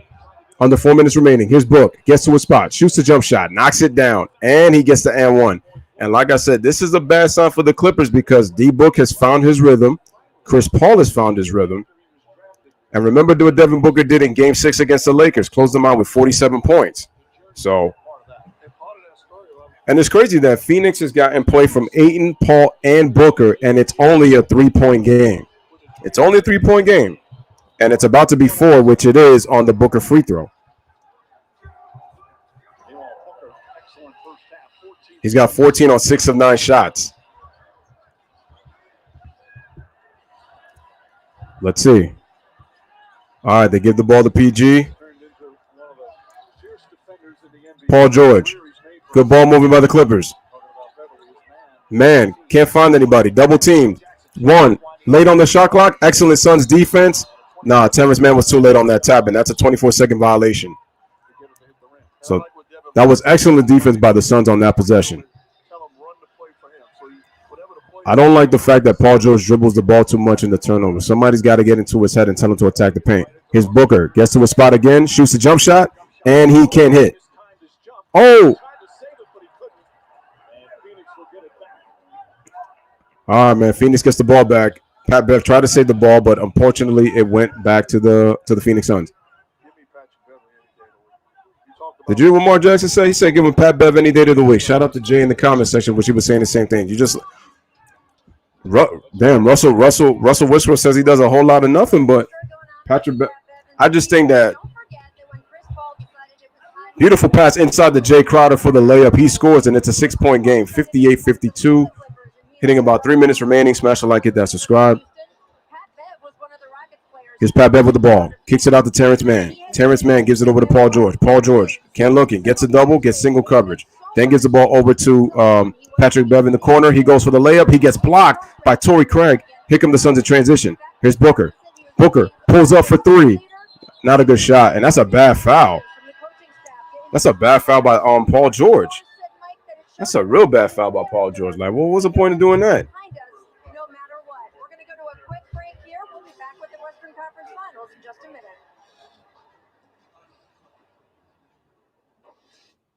check this out. Beats has new wireless earbuds called Beats Studio Buds. They have active noise cancellation. All right, man. So we're taking a break right now. We're taking a break with 2:01 remaining here in the first half. Right now, the score is 58-52. Suns lead by 6. Yeah, Monty's very good with the out of bounds plays, man. I gotta give him props. You remember one time how Doc Rivers was getting praised for it, and yet he's showing more and more. It's almost like he can't coach, but that's all he got credit for. It was kind of the same thing that Brad Stevens was getting credit for. Oh, look at the out of bounds plays he was getting credit for. I think that Ty Lue, to me, has gotten the best of Patrick Bev. It's now like, now you have a coach that's not about the BS, and now you're seeing what Pat Bev can really do. Patrick Beverley has always played this way. Russ talks a lot of nonsense, but you can see now the value that Patrick Beverley has on your basketball team. You know, he has that dog in him. He really does have that dog in him. Remember that he got clowned along with the rest of the Clippers because of how much the Clippers were expected to win the title. But Doc Rivers was your coach. Now you're really seeing the value that Patrick Beverley actually brings to your team with a coach that's actually, giving them some inspiration and props. So that's what Patrick Beverley's doing right now.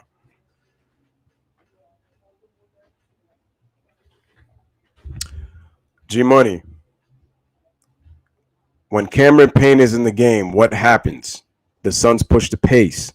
CP3 slows them down because he's a half-court player. He's never been known as a transition player. Maybe when he was younger, he pushes it on the break, but Chris Paul isn't known for his speed. Cameron Payne has quickness. CP3 is not known for that. That's why the Suns' offense has better flow. Also, when you let Devin Booker create, that's why they have better flow. You have to also remember that CP3, the Clippers are a better defensive team compared to the Nuggets. So CP3 got to his spots wherever he wanted against Denver. It's been more difficult for him against the Clippers. Karam, stop it, man. Campaign ain't no Thunder legend. Like, stop. I get he was with your Thunder, but he ain't no Thunder legend. Stop. That's like Bill Walton calling every player that played for UCLA a UCLA legend. I mean, Campaign was 1 point out of the league, man. And it's funny because he was regarded as one of the worst players in basketball. But now he's really showing his value with the Phoenix Suns, and I give props to Campaign, man. He's worked really hard, and I'm happy for him that he's now, number one, he's appreciated. Number two, he's playing in a role that suits him, and he's being a heavy contributor to a basketball team. So I'm happy for Campaign. I really am. Kareem Abdul-Jabbar talking with Carmelo Anthony. That must have been an interesting conversation. I call former Thunder players legend. Don't get that confused. Of course, I said you're doing the Bill Walton. He calls every player who played for UCLA legend. See? I see. So there you go. We got a young Bill Walton in the comment section.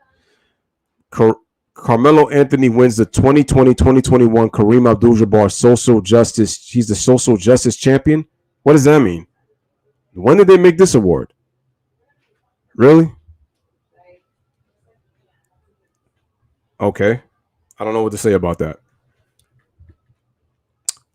All right. Phoenix up by 6. Crowder at the free throw line with 2:51 remaining in the first half. He scores on the free throw. It is 59-52. Suns have to be very wary of the third quarter with the Clippers. Booker and Ayton have 24. Beverly and Cousins have 21. That's not a good sign if you're the Clippers because Paul George hasn't really gotten involved. Actually, no. I shouldn't say that because remember, Paul George got going in the third quarter in Game 5 on the road. So we'll see if that pays dividends. All right. Patrick Beverley with the ball gives it over to Reggie Jackson. There is Reggie, 60-52. Gives it over to Marcus Morris. Marcus Morris puts the ball on the floor, takes the free throw line jumper, knocks it down. Let's see, Marcus Morris has gotten in the rhythm now.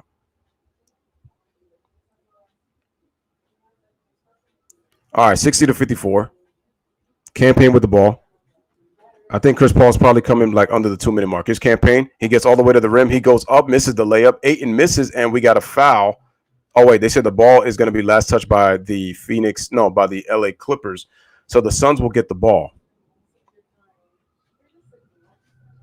Ty Lue's damn, this is the most animated I've seen Ty Lue, man. No, that ball is off of DeAndre Ayton. Yeah, that ball is off of DeAndre Ayton. Yeah, that ball is off of DeAndre. But I think the Clippers are going to be more wise and not use the one of their challenges. All right, 2:17 remaining. Crowder gets the ball at the inbound, shoots a three-pointer, and he drains it.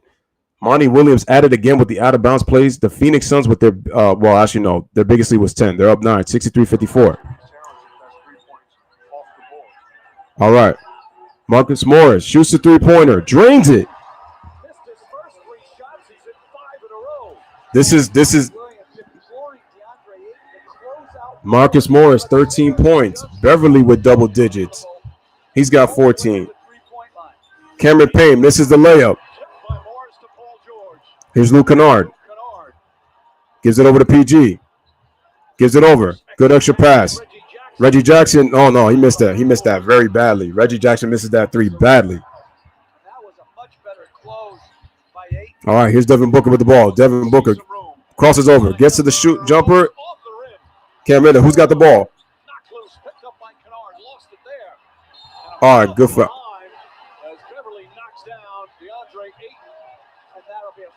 I don't think so. I don't think that's a flagrant foul. You got a big guy under the rim going to dunk it. I'll tell you, you know how screwed up the rule is if we can never. Yeah, let's see what happens. And Beverly, I think, let's see if he got all ball or he got the head. Let's see. This one looked obvious to me. Let's see. Wind up, impact, follow through. Well, that's a wind up to stop him from dunking. Oh, no, that's a common foul. That's a common foul. On the head. I think that's going to go flagrant one, Mark. I don't think that's a No, that's a first. I'll say that. no, but they're probably gonna call a flagrant one on that. You were over there as his coach, you'd be like, great job. Great job. That's playoff. I agree with you. He said it's all ball, but they're probably gonna call a flagrant. Strange on all this. A guy gets love tapped in the face on a jump shot, and you think a crime has been committed. And now down at this end, a guy takes a windup and slams the guy. Probably. Oh, I mean, he got head too, but I think that's still a common foul because he went for the ball on that. It's a foul, though. It is a foul. You should be the last person on earth to call me straight. No, you're right about that. All right, let's check in with our man, Steve Jabby, once again. Steve Jabby. Come on, Steve, side with me at least once in your life. I'll tell you one thing. I'm just enjoying you guys going back and forth. Of course. Yo, Steve Jabby, man. What a kooky referee he was. In my opinion, anyway, you do have the wind-up. The impact, he does have the ball, but he hits him upside the head there. So it's the severity of contact and where the contact occurs. And I think, in my opinion, this would be a flagrant one because of the wind-up and then him hitting in the head. He got the ball first, but he got him in the head, so they're gonna call a flagrant. You know what it is? It's only gonna be fair because. Basketball first, so he's winding up to block a big guy's dunk. You're right. You're reeling me back into your side now. What do you mean get? Karan? What do you mean get Pat Bev? Oh, you still talking about that Russell Westbrook injury? Listen, that wasn't cool what Pat Bev did, man. But start here in the first half. 10 points, 5 rebounds. Mark Davis, the crew chief, taking a long look at it. Now let me ask you a question, Karan. If Pat Bev was playing for your Thunder, would you tell him to get out of the league then? Just a thought.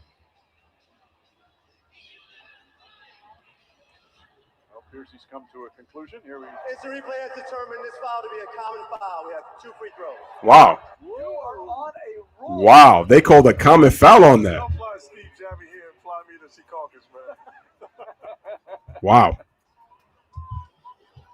Like I said, Karam, if he was to be on your team, would you be saying that? But he did block it. He got the ball, but he got head too, man. That's a foul. Beverly now explaining it to Devin Booker, who has zero interest in listening to him right now. Here's Ayton. Misses the free throw. Jay says Clippers aren't consistent enough from the perimeter. Swing the ball around to the open man. Time backdoor cuts during high pick above the crease. Yeah, they should be doing that more. Another thing also, man, Devin Booker don't got the mask on. I know that thing was bothering him. All right, here's the free throw. Oh, he missed them both. Hopefully this isn't the game that Phoenix misses free throws. I hope not. Those are huge. Smash the like, hit that subscribe. Here's Reggie Jackson. Gives the ball over to Nick Batum. Nick Batum on the left. They give it the ball to Paul George. Paul George with the ball against CP3. Gets double. They rotate it. Reggie Jackson shoots a three-pointer. Misses badly. Good first half for Crowder. 13 points, 4 boards. All right, here's CP3 with the ball. By 6, shooting 56% from the field. CP3 And 9 of 16. gets a dribble. CP3 goes around. 6-point lead. CP3 then gives the ball to Devin Booker. Booker gets a dribble. Takes a step back three. Shoots it. And no. Ayton with the offensive rebound. They give it over to Crowder. Crowder open. Left wing. Shoots a three. Hits it. Crowder with 16 points in the first half. Remember what I told you about game 6? Remember what I told you? Phoenix up by 9. Smash it, like it, does, subscribe. Here's Paul George. 11 seconds remaining. Paul George crosses over. Paul George with the dribble. Paul George takes a step back three. Terrible shot. And he misses. And that's going to end the first half. The Phoenix Suns with some strong offensive play as they shoot 55% from the field. All right, so at the end of the first half, halftime show, it is 66-57. Phoenix. The Clippers get the victory in force of game 7. Maria, Jalen, Jay, and Woj all here. I mean, check it out. Check this out, guys. Crowder with 16, Booker with 14, Ayton with 10, and Chris Paul with 10. That's dangerous when they're all playing well at the same time. Clippers defense has got to be better in the second half. It's got to be better in the second half. So let me see. The Clippers scored 28 points in the second quarter, 29 in the first. Wow, the Phoenix Suns have scored 33 points in back-to-back quarters. They can't be any more 30-point quarters by the Clippers. If they keep allowing 30-point quarters, if that's going to happen, you're going to have to score damn near 35-40. That can't happen if you're going to win this game. All right, ladies and gentlemen, so 66-57, Clippers down by 9 at the half at home. Game 6, Phoenix with a 3-2 lead in the series, trying to close it out. Clippers trying to force a game 7. Let's go to the first half stats right here on the Louis Sports Network. You already saw the 4 for the Phoenix Suns. 4 Suns players already with double digits. If we look at the Clippers, Paul George in 19 minutes only has 6 points. Terrence Mann plays 17 minutes. He only has 2 points. While the funny thing is, the Clippers also have 4 guys in double figures themselves. They got 11 from Pat Bev. They got 11 from Reggie Jackson. They got 13 from Marcus Morris Sr., and they got 10 points from DeMarcus Cousins. Here's the problem. Paul George has only got 6 points. But at the same time, you have to say this. The Clippers' defense was not great, but they're only down by 9. They're only down by 9.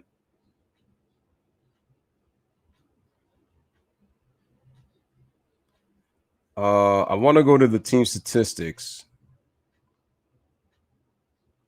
I'm trying to see, where can I see that? Yeah, I don't see that anywhere. Great. Again, smash the like, hit that subscribe. Okay, we look at the matchup. Let's look at the Clippers.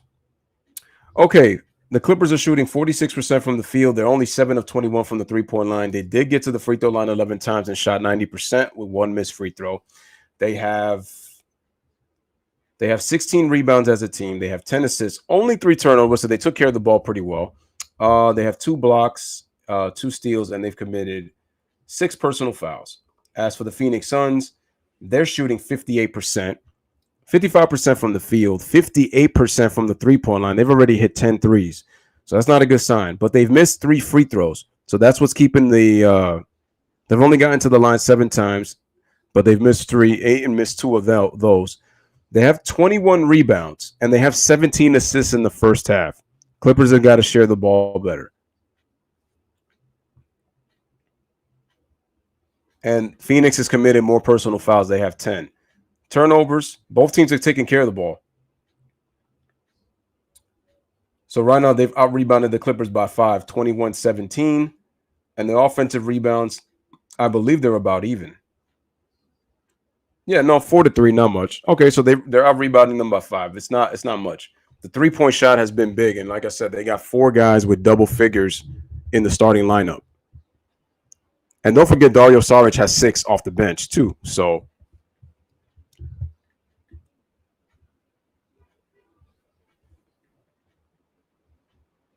all right, man, smash a like, hit that subscribe. Here's the thing, though. It's like I mentioned before. Ron says that Crowder hasn't been shooting well in the series. Remember, he wasn't shooting well in the series against the Lakers, and in the last 2 games, Crowder shot the ball really well. Game 6, he made, what was it, 5 or 6 threes. Tonight, Jay Crowder leads the team in scoring with 16. As a matter of fact, he leads all scorers in this game with 16, and he's hit 4 threes. Devin Booker's playing well. He's got 13. DeAndre Ayton he's got 10. No, actually, no. Devin Booker has 14, and DeAndre Ayton and Chris Paul both. DeAndre Ayton with 11 and Chris Paul with 10. So they already got 4 guys in double figures. The Clippers do too. It's just that Paul George hasn't scored in double figures yet. So it will be interesting on how the second half goes, but not much rebounding. A lot of it has to do with the fact that the Clippers, not the Clippers, the Phoenix Suns have actually made their threes. They're shooting 58%. Clippers are only 7 of 21. Reggie Jackson went a little bit cold in that second quarter. He's got to take better shots, though. And that was a tough shot that he tried to shoot over DeAndre Ayton while Ayton was contesting, and that thing hit the side of the backboard. That's kind of tough.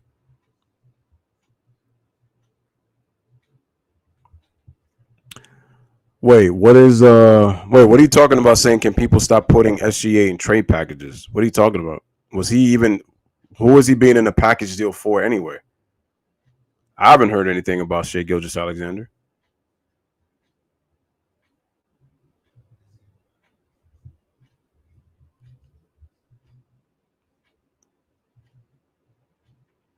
Well, I will say this. They've only gotten to the line 7 times. So it's not like if the Suns have missed like 6 or 7 free throws. They've only missed 3.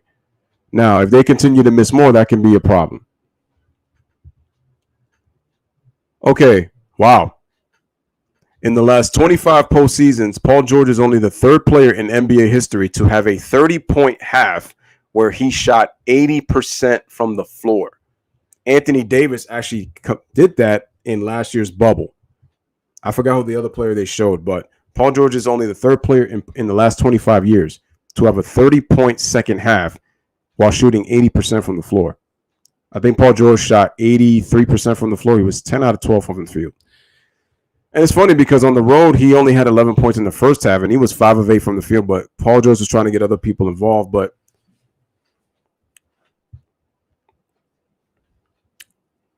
like I said, man, the Phoenix Suns could be up more. Their biggest lead has been 10. It's been 10. So my laptop is kind of slowing down a bit. I want to know what's going on here. There's a little bit of a lag. Hopefully it'll pass through. That's what happens sometimes when you run a OBS software program. I hate that.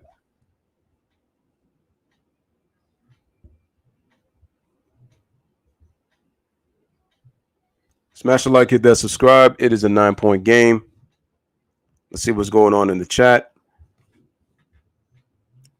Jay Crowder drilled 6 threes against the Lakers in game 6. I had a feeling it was 5 or 6. Phoenix hit 18 threes in that game.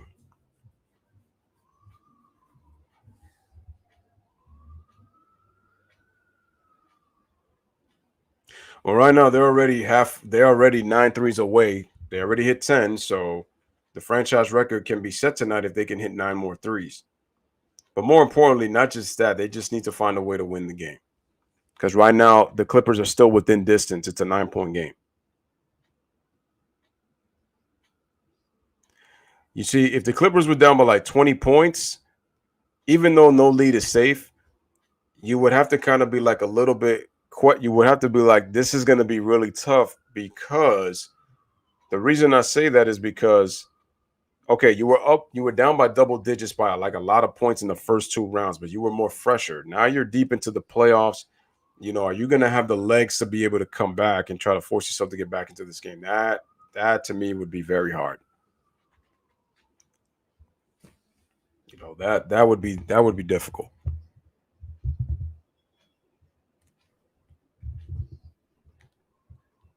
So again, if you have not hit the like button, make sure to hit the like. If you're new to the channel watching, make sure you hit that subscribe button.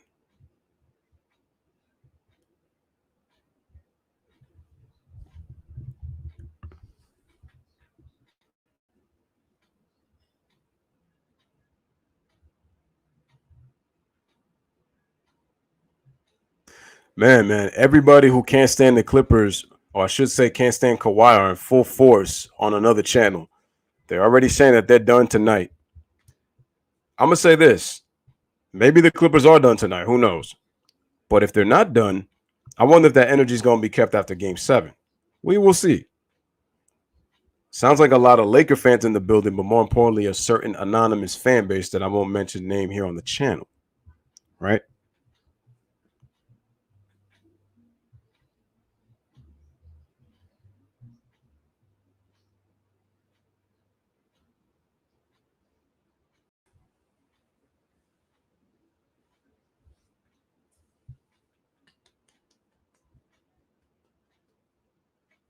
I keep saying, why would Kawhi leave? He doesn't trust the Clippers medical staff. It's so funny that he didn't want to stay in Toronto. He wanted to go to the Clippers. In my opinion, he wanted to be a Laker. But I'm like, Kawhi's personality doesn't fit the Laker limelight, so I wonder why he wanted to go there. I don't know. One of those unsolved mysteries, but because Kawhi is still not even really talking to anybody like that, even, when it comes to the media. Remember what he said when he first got introduced to Toronto in the trade? He's like, I'll let you know more because I'm a fun guy, but I can't give you a whole spill. I don't even know it yet. My best impersonation of a Kawhi laugh. That was my attempt, but couldn't even get it done, man. So, it was all right. It was all right. Yeah. All right, man. Going back to the comment section, Ron says the Clippers are going to have to step it up on both ends in the second half. They're going to have to share the ball offensively. Paul George has got to ignite them in the third quarter. He has to be the driving force. He did it. He did it in Phoenix. He's got to do it here with the Clippers tonight. He's got to be the driving force. He has to lead the charge. He's got to shoot the ball. But the biggest thing is I need him attacking the basket and getting to the free throw line.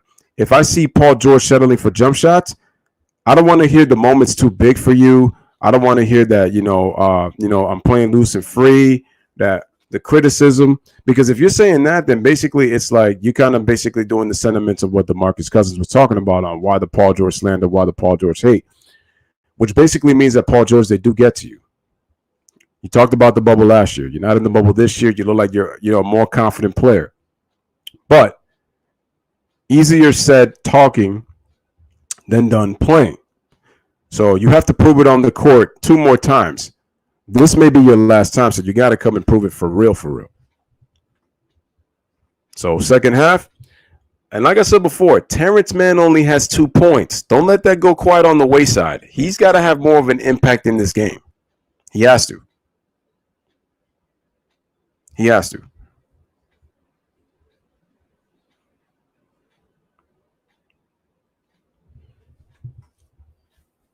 My thing is, it's like I said before, the Clippers are going to have to blow away because I just don't see them winning in a close game. If you're the Phoenix Suns, if they pull away, they pull away. But again, if the Clippers somehow have the lead, you want to make the game a close game.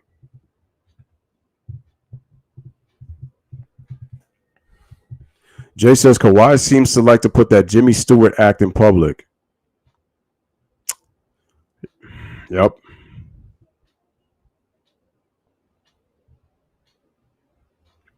Like I said before, where was this energy with Kawhi being with his teammates?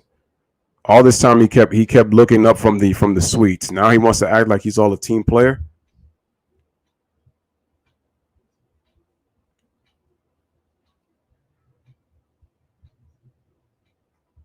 At least with Giannis Antetokounmpo, when he got injured, he tried to get back into the game.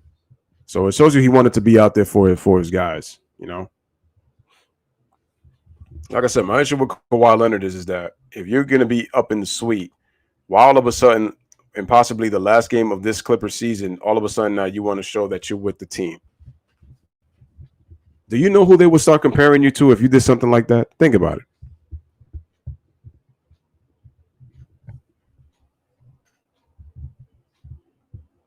I told you there's a reason why I call Kawhi Kaiser Sose, man. This move tries to move quiet, but it's like, my nigga, we can see you, bro. All right, is this the start of the third quarter? Yep, it's about to be the start of the third quarter. Smash a like, hit that subscribe. Here's Ty Lue. Wait a minute. Oh, dang. The volume's down. Crud. Come on, Ty. You see? You see, though? Did you hear what Ty Lue said, right? He talked about the mental part. Mental. Making sure they send him to help, and he sees 2 or 3 guys in front of him at all times. But it doesn't matter. It's a great player. Paul George is going to have to figure out how to get away from the double team.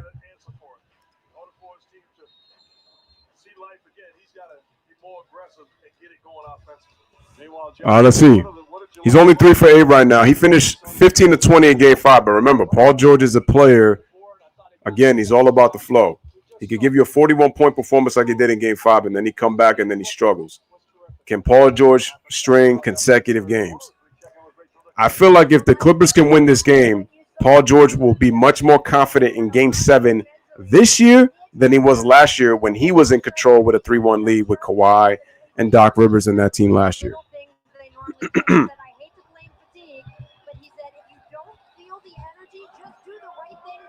Here we go. Clippers with the ball. Start of the second half. Paul George with the ball. Paul George dribbles, gets around, and there's a foul on DeAndre Ayton.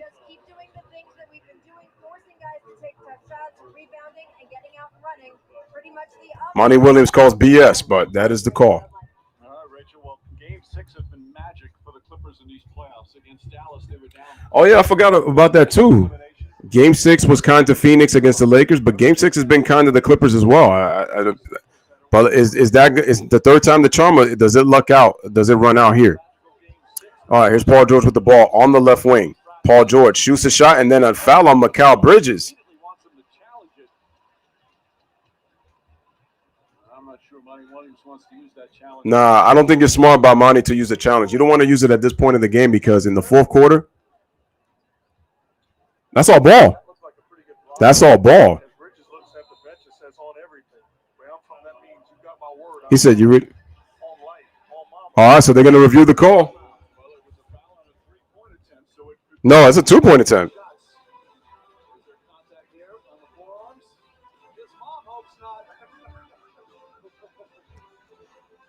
No, that's all ball. That should be a block, man. That's not a foul. It's not a foul. That's not a foul. Mikal Bridges has a beef. That's not a foul. He got all ball on that play on Paul George on that jump shot.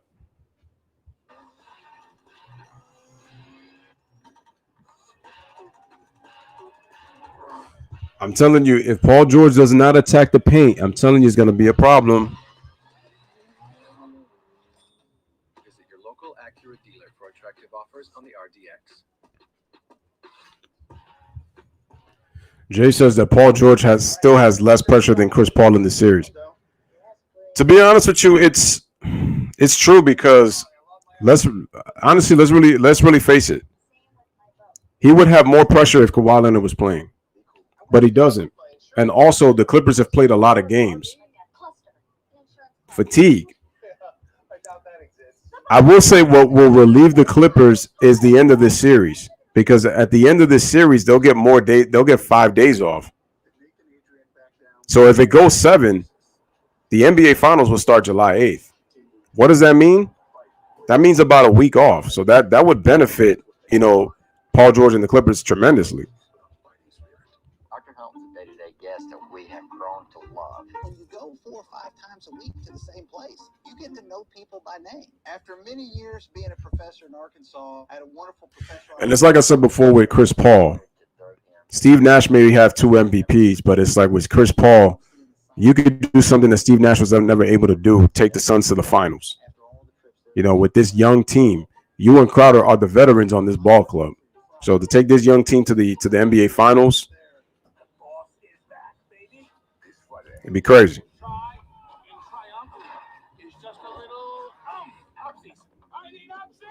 Smash the like, hit that subscribe.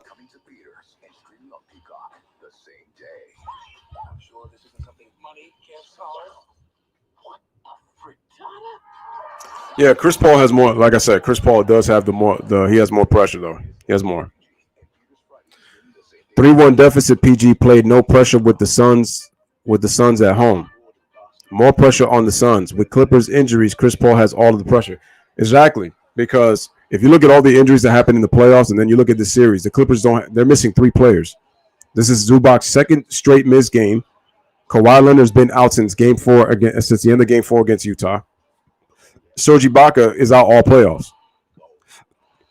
So that's why it's important that they close the deal and get this done. If you have not hit that like button, make sure to hit the like. Awesome. 13 people watching. We got 14 likes. Appreciate the support, guys. That's what I'm talking about. Let's continue to get those likes up, man. And again, hopefully we get some more views. Game 6. Is it Phoenix Suns time? Is it their time this year?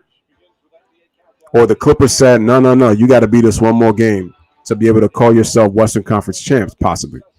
Remember, Game 7 is on Friday at 9 o'clock on the 4-letter network. Wait a minute, but what? I can't believe they get that. That's a bad call, man. Bridges got all ball on that play. If Paul George gets free throws, he's going to start to get going. He was only 3 for 8 in the first half.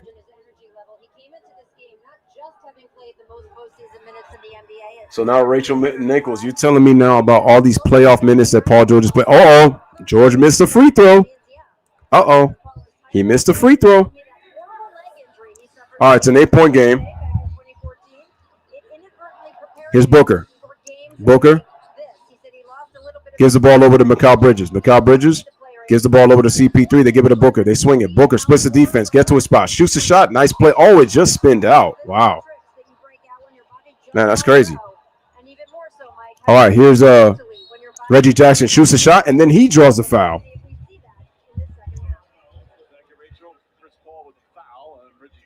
Hold on a second. I think my score is still not. Hold on.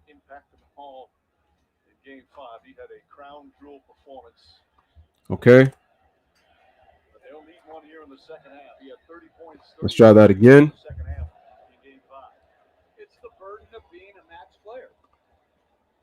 That's true.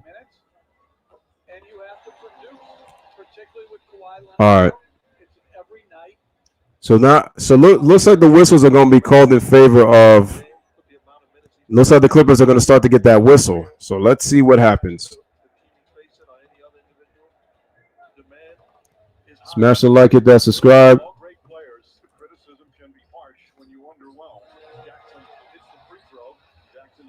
Wait, why isn't the score updating?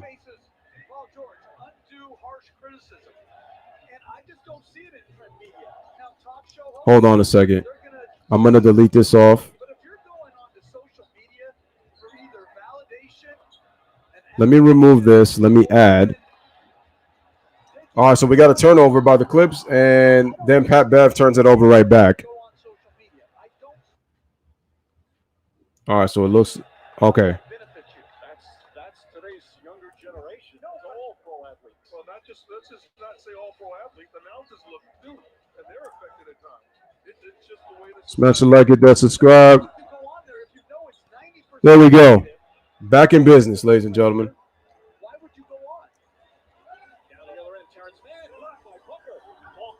All right, so the ball is loose. Clippers reset. All right, they give it to Marcus Morris.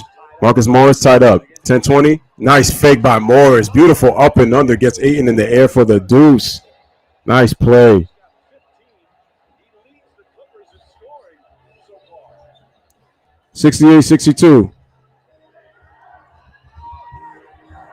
Here's Booker. They give it to Bridges. Over to Crowder. Crowder for three. He drains it again. Jay Crowder's got 5 threes. 71-62. He's got 19 points. Here's Paul George. Gets into the paint, and he can't hit, but he's going to draw the foul and get back to the free throw line.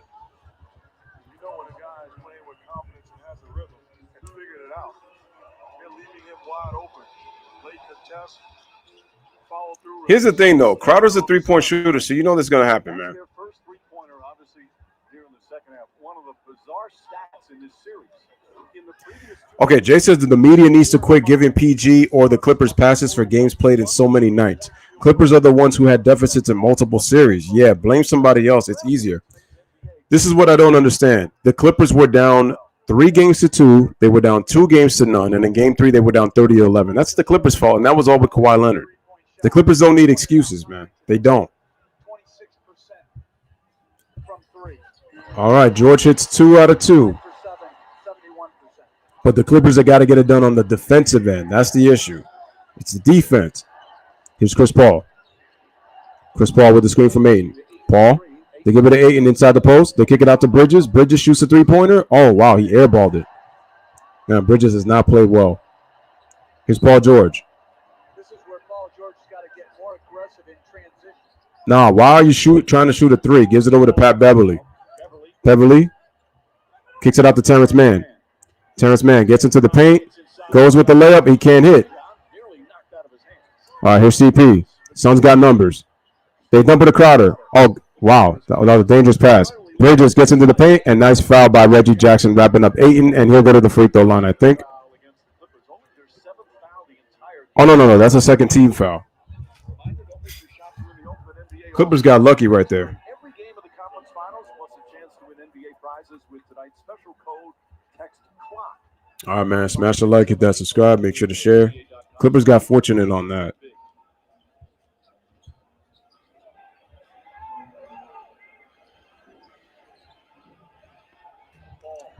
All right, Paul to Ayton. Ayton goes up, and he scores. 73-64. Clippers down 9.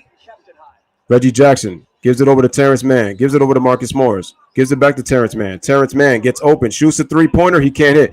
Terrence Mann only has 2 points. Can the Suns go up by double digits? We'll see. Here's CP. Crosses over. Dances. Shoots the free throw line jumper. He can't hit. Terrence Mann hasn't been able to be a factor. Paul George has got to be aggressive, though. Morris wants the ball, wants the post up. There's the pass. Double team, out the man. Terrence Mann, the drive blocked by No, they call a foul? All right. So now that's big because now Jay Crowder, you're missing his three-point shooting. He's got 5 threes. So with that 4th foul, he's got to go sit down. I wouldn't take a chance of Armani Williams right now because you're going to need him for the 4th quarter. So you're going to have him sit down. What are you holding on to Morris for? Does not force man to get rid of the basketball, give him a direct line drive. Yeah, that's the problem with Jay. You got to be smart. Dude, you got 19 points. This is huge. If you were struggling, this game is closer or the Clippers would be up. But, man, come on, dog. You missing free throws. That's 4 misses for the Clippers. 4. Free throws. That's a bad foul by Crowder, man. Sinks down to his man, and it goes on and on and on. Well, this will be the 19th free throw attempt for the Clippers. 19, but they've missed 4. Taken 7 free throws.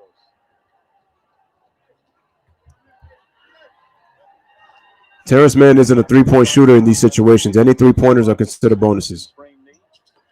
Man is at his best when he's aggressive. When man gets aggressive, that's when his three-point shot falls.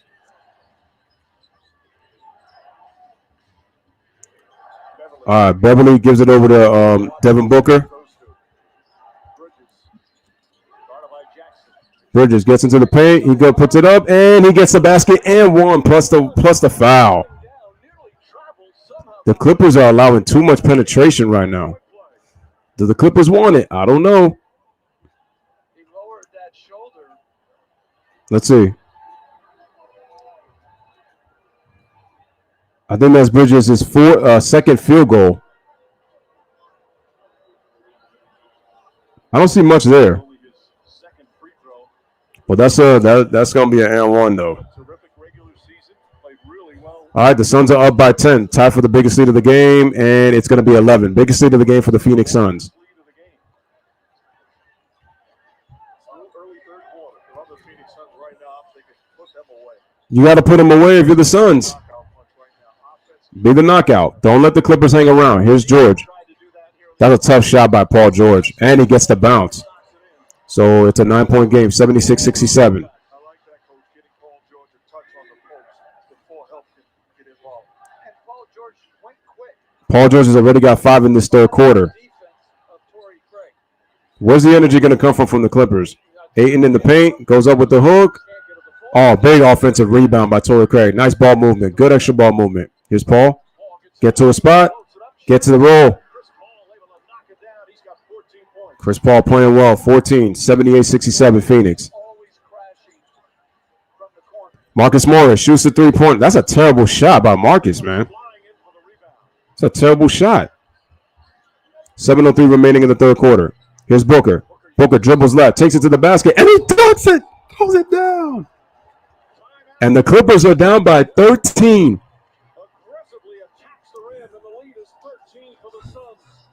Well, this is explosive. That was Makes the switch on. like I said, you got to be concerned if you're the Clippers. Ferocious throwdown. You got to be concerned if you're the Clippers now. Booker playing well. Chris Paul playing well. Jay Crowder's got 4 fouls, but guess what? He leads the team in scoring with 19. DeAndre Ayton, he's doing what he does. 80-67.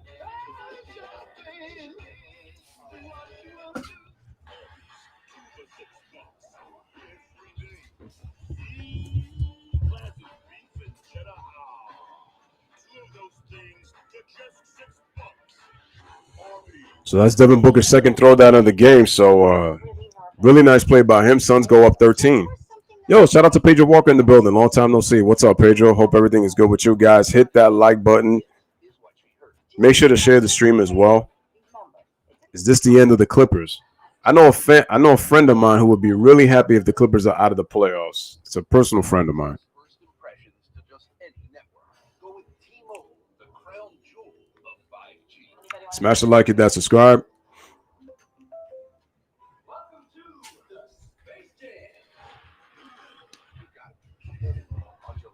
All right, man. Hope everything's been good with you, Pedro. How are your Atlanta Braves doing? How do you feel about Rick Carlisle being the new head coach of your team, though, by the way? I just wanted to know that real fast.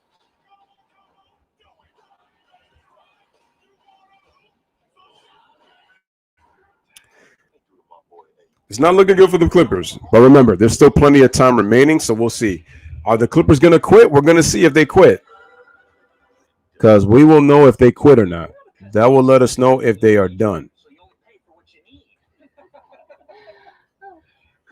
Right now, Phoenix has outscored them 14-10 in the third quarter. The Clippers have got to win a quarter, though. They have not won. They did not win either quarter in the first half. They got to win the third quarter. They need to win the second half. Period. Like that's just how it's gonna work. That's how they got to do it.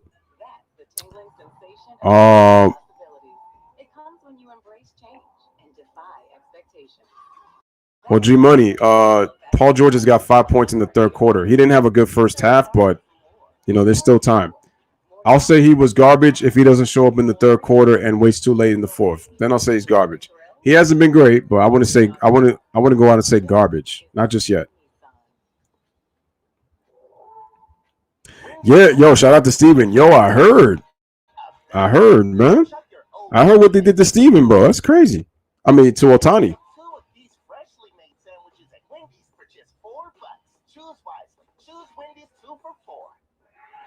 I look at it this way. Whoever wins the title, it's a new champion because we already know that it's not.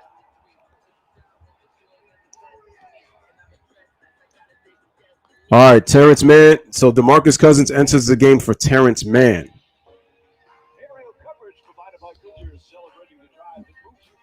How crazy was that Cubs game, though? Didn't they beat the Brewers, I think, 15-7?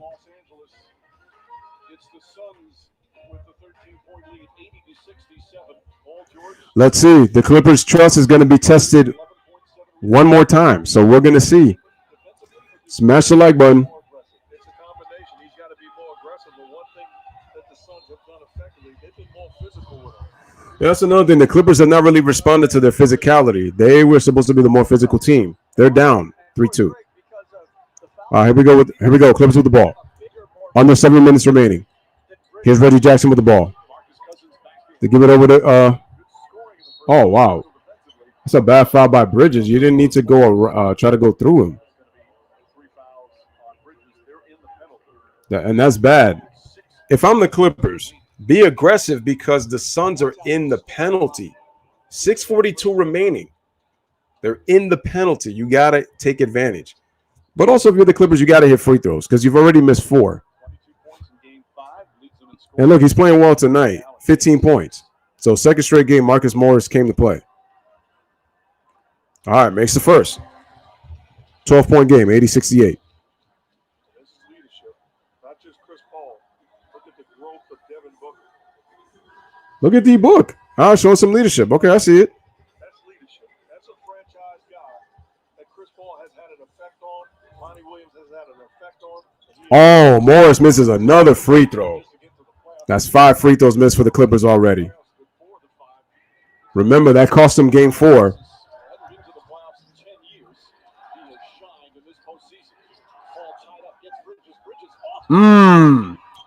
Bridges gets into the paint and he scores on the layup. It's a 14-point lead.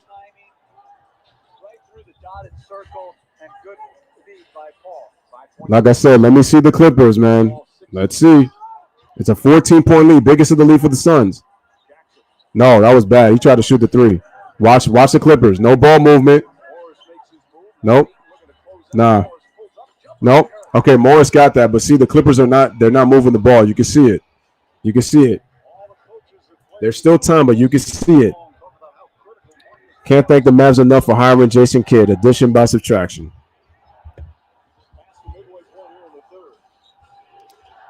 Yeah, I mean, Jason Kidd is not a good coach. Let's see. Booker gets around. Booker fakes. Shoots a tough shot. He can't hit. Wow. No foul call. Okay. Reggie gets into the paint. Reggie keeps the dribble alive. Reggie decides to pull up and shoots a 3. No, that's not a good shot, Reggie. That's not a good shot. All right, here's Paul. Pull-up jumper. Can't hit. Ayton with the offensive rebound. Loses the ball, and they're going to call a foul? It's going to be Suns' ball. Looks like he got hit in the eyes. Ayton very upset. His 11th rebound tonight. So once again, Ayton with a double-double. The Clippers ganged rebound in Game 5. You're not seeing it tonight. Where's DeMarcus Cousins, though? I think he's the best thing that happened in my career. He really pushed me. Paul has said we had some heated conversations, especially early in the season. The end result is there's DeMarcus. Okay, let's see what happens here. Let's see the action. Oh, good defense by Cousins. They get the steal. Here's Paul George. Clippers have got to turn up the intensity on the defense, but offensively, they got to trust each other, get into the basket, attack the paint. Cousins fakes. Shoots a straight on 3. No. Suns looking to push. Here's Booker. Booker gives the ball over to Torrey Craig. Straight on 3, and he drains it. And the Clippers are down 15.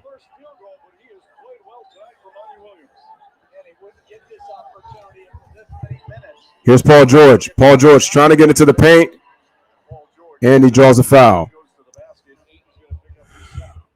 Paul George is not being aggressive. You could just see it right now.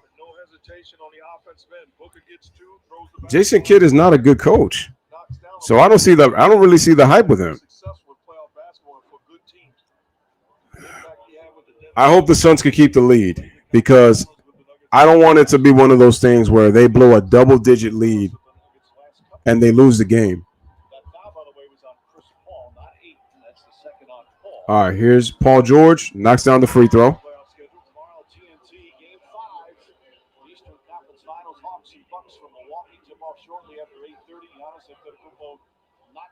that, although no structural damage on that knee injury. Trae Young, Okay, so Giannis is officially out for Game 5. great Marv Albert, and Reggie Miller will have the call on TNT. Damn. That'd be crazy if the last call is. That'd be crazy if Marv Albert's last playoff call of his career is, and your 2021 Eastern Conference champions is the Atlanta Hawks. Booker gets into the paint, and he's able to draw the jumper and knocks it down. 15-point lead again, 87-72. I'm pretty sure Booker's got, he's got 16. Oh, he's 7-17? Oh, a turnover by Paul George. Typical PG. Here it is. Pass it. And Bridges with the layup, and now they're down 17 points with 4:01 remaining. Timeout, Ty Lue. And the Suns are up 17. They're getting whatever they want. Kid better hire Joe Prunty, though, his savior at every stop. But his defense, his overall rebounding aggression has been phenomenal. And Booker. Nice play by Devin Booker getting to his spot. The Suns are getting whatever they want on offense.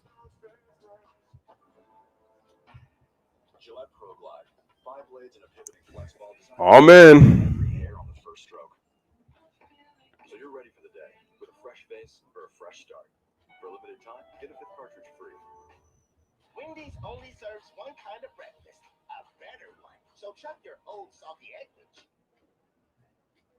and pick up 2 of these freshly made sandwiches at Wendy's for just $4. Choose wisely. Choose Wendy's 2 for $4. So I'm looking at the playoff stats. Booker is shooting about 48% in the playoffs. He's only shooting 38% in the Western Conference. Actually, no, Devin Booker, the stats are wrong, actually. Devin Booker is actually shooting 44%, but the reason for that is because he's only shooting 39% in the Western Conference Finals. Paul George is about right. He's at 44. Well, like I said, in the first 2 rounds, the defense was much softer. The Lakers were not the same defense without AD, with an injured, hobbled AD. And the Nuggets, the Nuggets are not a good defensive team. The Clippers did a pretty good job on him. Some shots he missed, but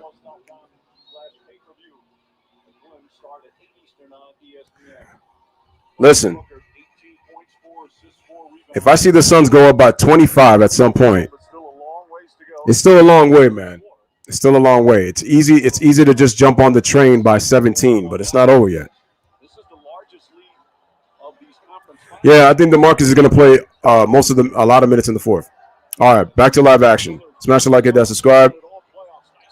Nice pass inside. Finally, they get an assist. Nice play to Batum inside, 89-74. Under 4 minutes remaining in the 3rd quarter. Smash the like button. Here's Torrey Craig. They give it over to Mikal Bridges. No, Cam Payne, sorry. Here's Cameron Payne. Gets all the way to the paint, lobs it, and he can't hit. Damn, Suns are up 15 with Cam Payne struggling. Here's Batum. Give it over to Cousins. They give it over to Paul George. Nice spin move. Paul George, don't settle. Crosses over, gets into the paint, and he's gonna draw the foul. But it's gonna be a foul anyway, so he's gonna get to the paint. And that's more free throws for Paul George. Paul George has got to be aggressive. Gets the contact there, driving to the cup. The Clippers will not win if he's not involved offensively. That's the thing, though. They cannot win unless Paul George erupts in this quarter. Paul George needs to get going in these last 2 minutes. Put his head down and force his way to the basket. That's big. Okay, so he makes a free throw, so it's 89-75.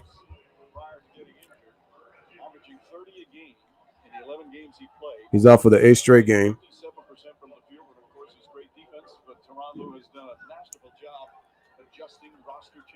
Let's see. All right, here's Paul George on the free throw. Makes it 89-76. All right, let's see. Do the Clippers have a couple of runs in them? Let's see. Here's Cam Payne with the ball. They give it over to Saric. Saric gives it over to Booker. Booker looking. Shoots a jump shot. Misses. Booker now 7 of 18 from the field. Morris gets the rebound. Here, Paul George kicks it out. Batum, extra pass. Marcus shoots a three, hits the three. It's a 10-point game. It is a 10-point game. Can the Clippers make the comeback? We will see. Can they get it done on the defensive end? That's going to be the question. Remember, Suns were up 17. Cameron Payne gets into the paint, and it's blocked by DeMarcus Cousins. Cousins playing with some intensity. Can this be the spark they need? Look at Cousins with the left hand on that block, too. I mean, that's what the Clippers got to do. You got to compete. Win or lose, you leave it out you leave it all out on the floor. Craig, it's got poked away. That was going to be an easy layup right there.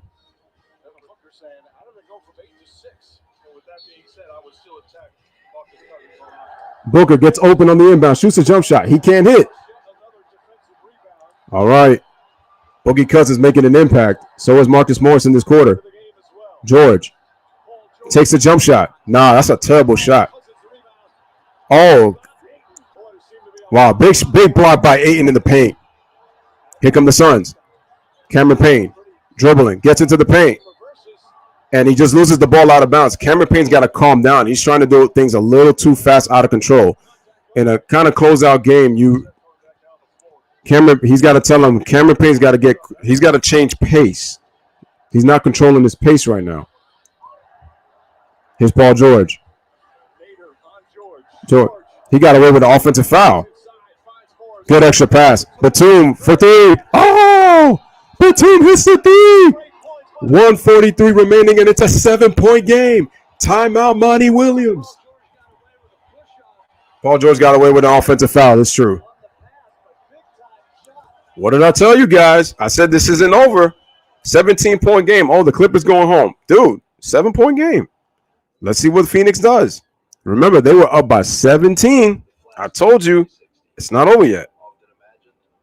It's not over yet. It's easy to be a prisoner of the moment. 17. Oh, they done. It's not over yet. So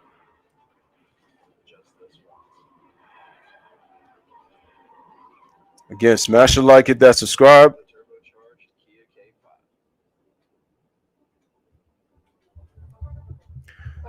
But Boogie Cousins showing that heart, man.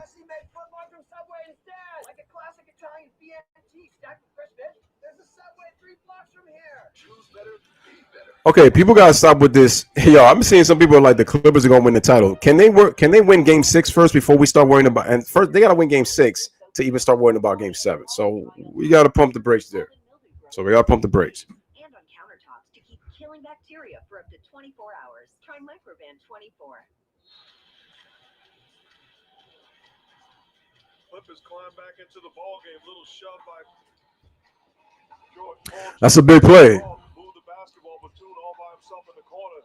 Again, making plays for each other. See, that's the thing, and they're showing the trust, right now. Look at Steve Ballmer, man. I'm telling you, one of these days he's gonna have a heart attack, man. Still got to be careful.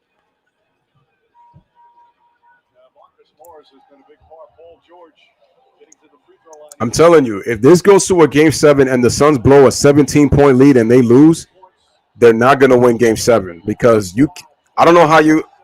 All right, Clippers on a 10-0 run. Here we go. Patrick Beverly up on Chris Paul. They give it to Devin Booker. Chris Paul wide open.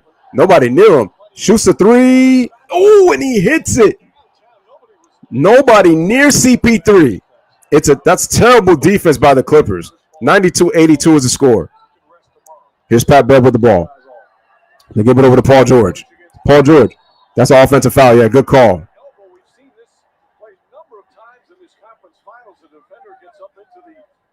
Uh-oh. Man, Paul George. What is Paul George doing, man?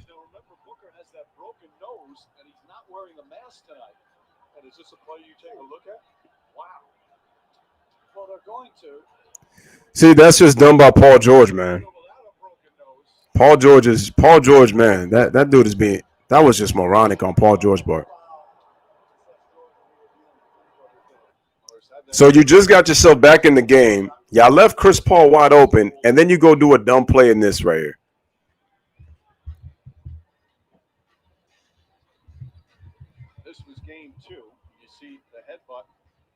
Burton is Beverly leaning in to try and knock the ball away. Left the game for a while, got some stitches, had to reset the nose. And interestingly, Chris Paul Nice. sitting over by the Clippers next to Reggie Jackson. It's always gamesmanship, you know. Chris Paul sitting next to Reggie Jackson. Interesting. Chris Paul gets off the sideboards, comes back. Damn, look at that nose. I'll tell you what, though, Mike, the more we cover teams, the more you can fall in love with different talent throughout this league. And Devin Booker is absolutely a franchise home run talent. See, Paul George is doing it again, man. Instant replay has confirmed the on-court decision. Offensive foul assessed Paul George. Just the offensive foul. What you talked about earlier. Yeah, it was an offensive foul, clear. That was just dumb by Paul George, man. That's just really dumb. There was no need for you to use elbows. Respectful. And his mentality right now is, I can tell you, I'm too close to let go of the rope. I'm trying to finish these guys off, hurt or not hurt. He talks a lot about his dad. His dad played briefly in the NBA, played in the CBA. His dad's name is Melvin. Also played a lot overseas. He said the best Smash a like. Keep it in that like bar, ladies and gentlemen. All right, here we go. Chris Paul gets to a spot. Chris Paul. He's got Cousins. Wow, that's a tough matchup right there for Cousins. Call. Oh, nice dance. Oh, beautiful move. Gets into the paint, and he gets the layup. Why is... Yo, Chris Paul... so he's trying to frustrate it. See, he did that on purpose. I see what CP doing. I knew that was going to happen. Chris Paul keeps trying to draw plays. I see what he did there. Watch Chris Paul. Watch Chris Paul.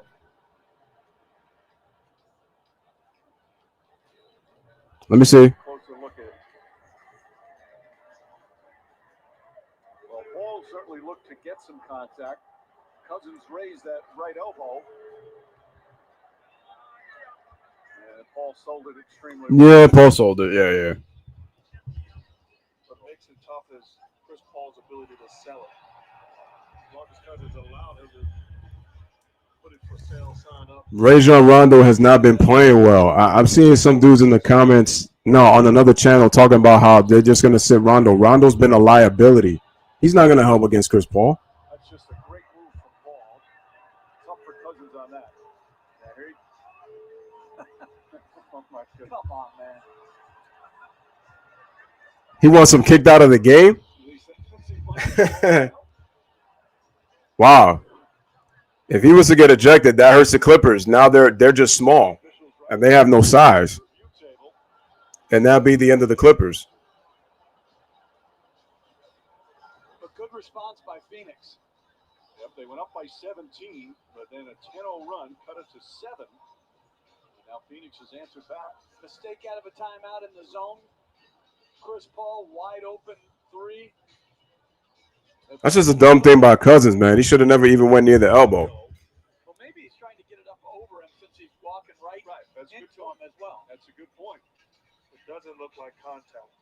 But if I'm either coach right now, we're a little under a minute to go in the third quarter of Game 6 of the NBA Conference Finals. Rondo's game is not to stand. So my thing is that he can't. Rondo's never been known as a three-point shooter.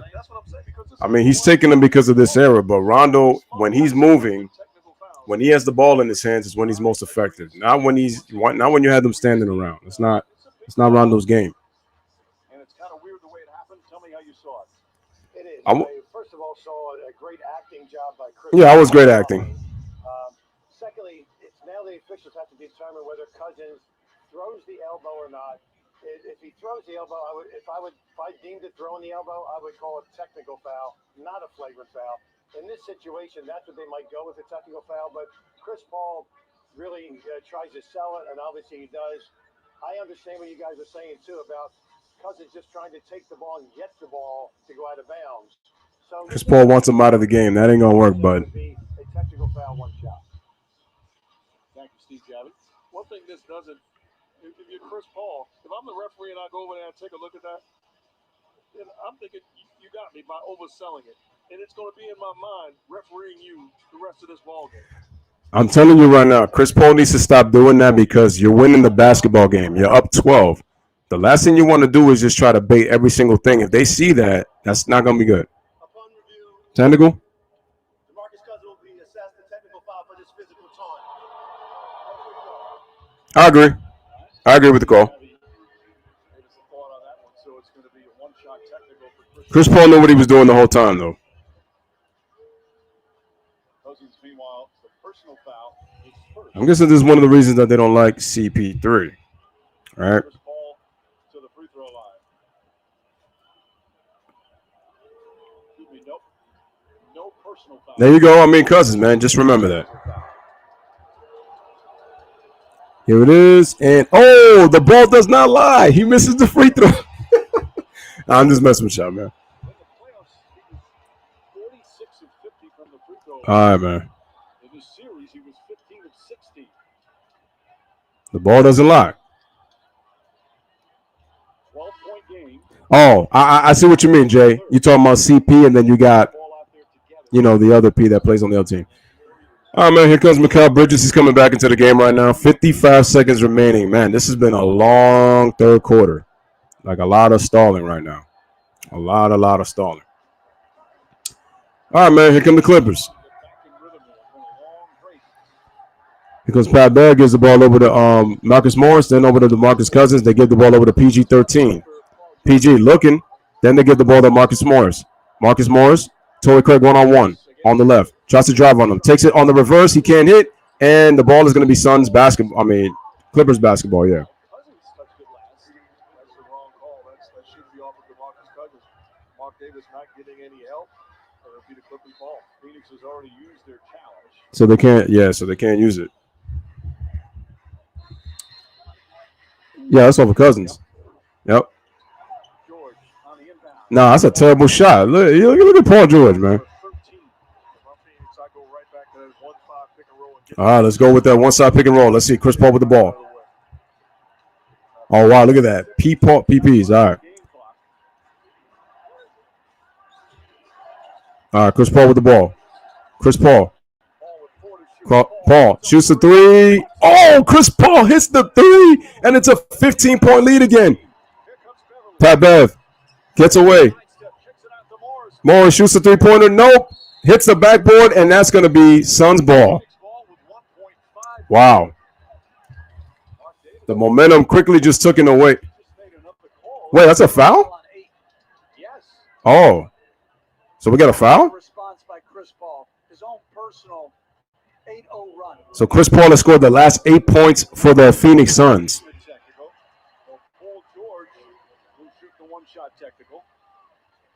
What? Why did Aiden get a technical for?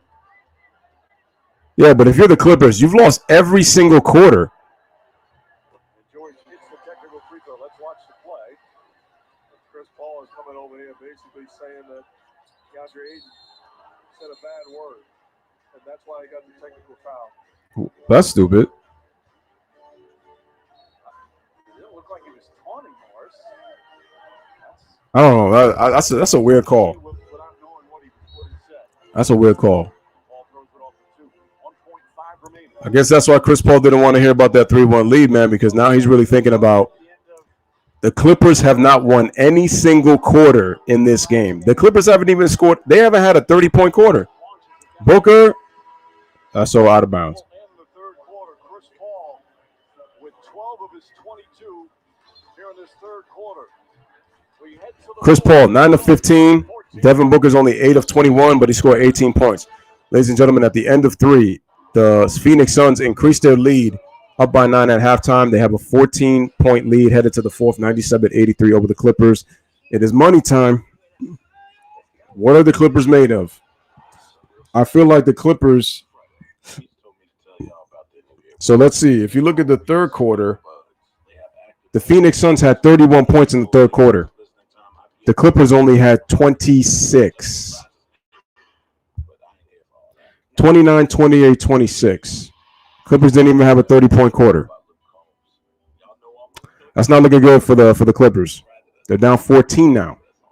But I feel like after that 10-0 run, they left Chris Paul open for that 3-pointer. Even though he's shooting 13%, though, you don't want him to get an open three, and he made it. And then he was able to get into the paint and score on the layup. This is Chris Paul's game, so now you're starting to see that Cameron Payne isn't going to have much of an impact. So they focused on him slowing down, but Chris Paul has shown up. That's the difference. Chris Paul has shown up. And Jay Crowder, he was leading all scorers, but now Chris Paul is taking the game over.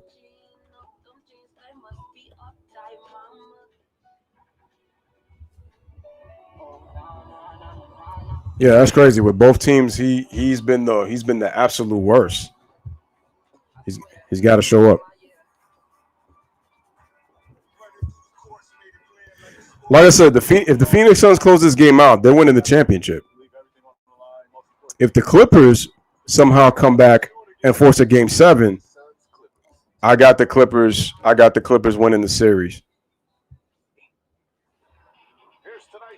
But here we go. It's money time, man. Fourth quarter. 14-point lead going into the fourth, and it's Chris Paul. They give him a dash shot, knocks it down. And all of a sudden, This is big. Switch he wants to take advantage. Marcus Cousins, beautiful left-hand finish, and then they decide not to switch. Doesn't matter. You got to go. The Clippers' biggest lead has only been 1.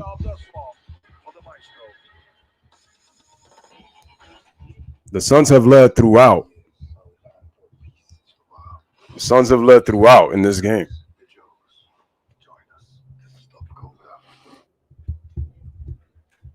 Are we going to see the end? Is it the end of the Clippers in the fourth quarter? We're going to find out.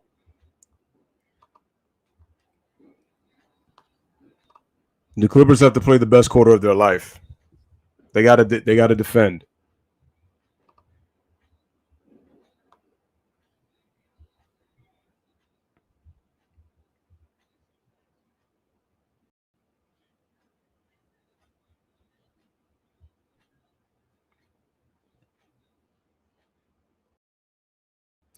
You can't use the excuse of you didn't have Kawhi Leonard. I know he's missing, but you can't use that as an excuse. Can't use that as an excuse. Chris Paul went on a personal 8-0 run before the technical to end that quarter. All right, we're listening to Ty Lue. Let's see. Ty, you did cut that lead to 7 points before Chris Paul went on his run there. What was working for you? Let's see. I think big defensive stops to getting out in transition. Came out a couple times in timeout, not know where it's going. CP got a couple. All right, let's see. We fighting to compete. We got to keep scrapping. This is it. Last quarter. We talked at halftime about your team. Devin Booker shoots the 2, misses. Offensive rebound once again. Phoenix Suns. They give it to Jay Crowder. He shoots the 3-pointer. He can't hit. Another offensive rebound by the Phoenix Suns. Andre Ayton comes in and he scores. 99-83.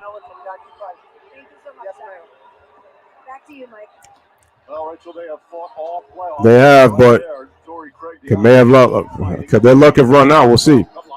Cousins gets into paint, goes up, and he gets the and 1. So Cousins scores in the paint, and it's a 14-point game, 99-85. So Cousins will go to the free throw line to shoot one more. The Clippers have not gang rebounded all game long. They did it on the road, but they haven't done it in this game. Usually, Monty Williams would rest Ayton to start the fourth quarter, trusting him to play huge minutes, playing the whole second half so far. Cousins misses another free throw. That's 6. I count them. 6. Away from going to the final. All right, here we go. Chris Paul. Cam is not coming into this game. I already know. All fourth quarter. Chris Paul. Paul gets into the paint. That's way too easy. 101-85. 16-point game.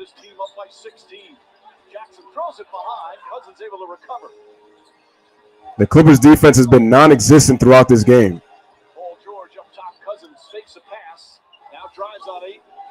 Nah, that's way too high. Misses. Here we go.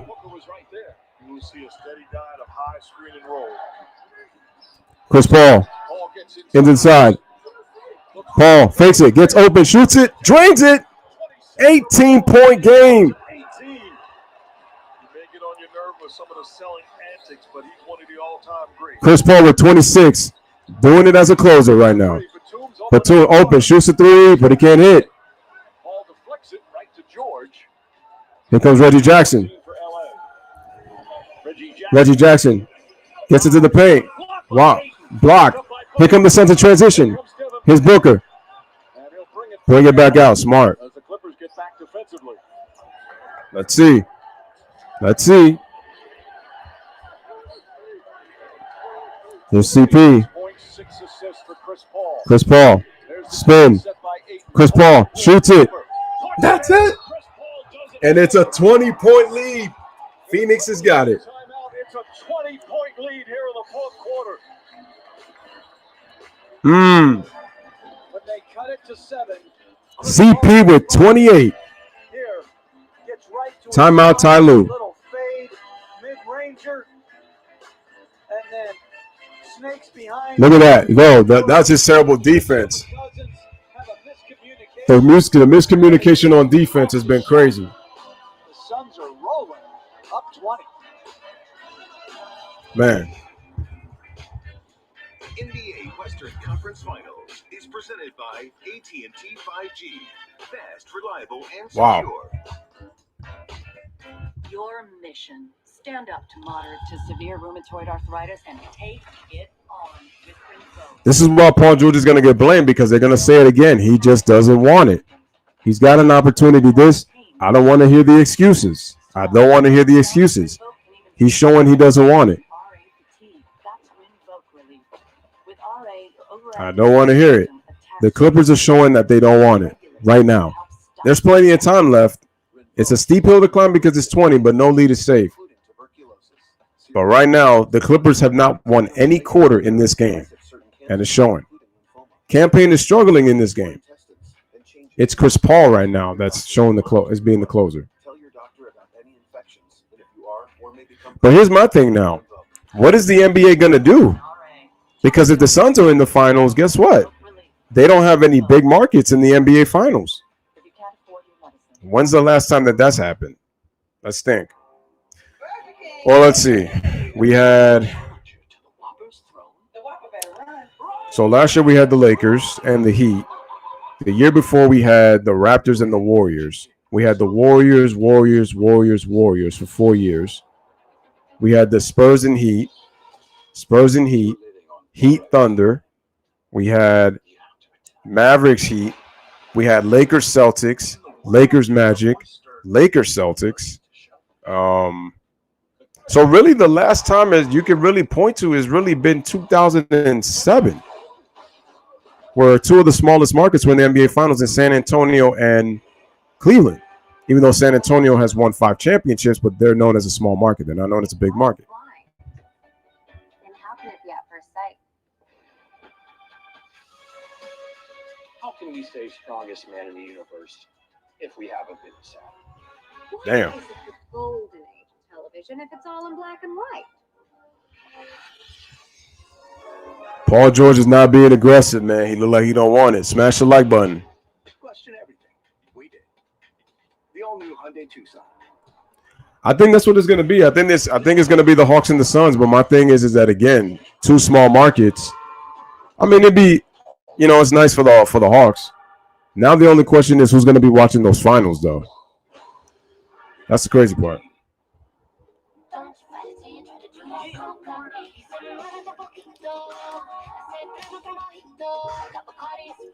No, Paul George is good, but he's not great.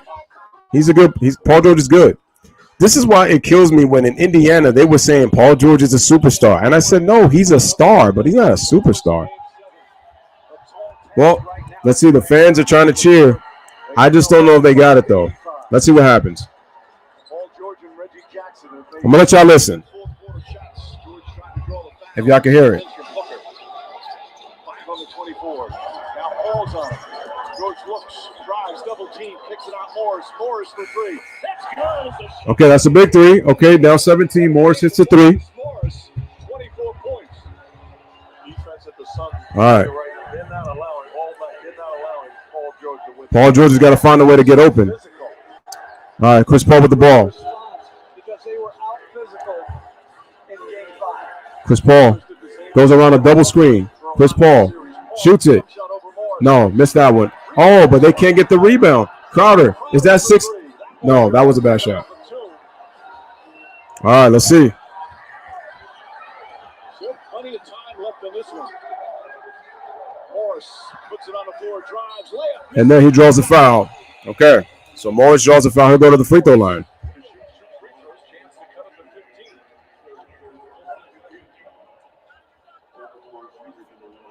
I think what happened was they got hyped over the 2013 and 2014 NBA playoffs. I'm going to have to go back on Paul George and look at some of those games. Marcus Morris has got 24. Paul George, where you at? Paul George, where you at? I know they want to say he's getting double. We got to figure out a way to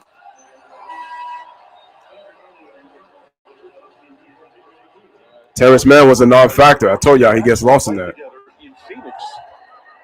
I told y'all about Paul George, man. Inconsistent. Oh, there's Markeith. This time with the Suns, he was unhappy about being traded, was so happy about playing with his brother. It'd be cool if he got a ring just like his bro. I just don't know if it's going to happen, but we'll see. There's still plenty of time.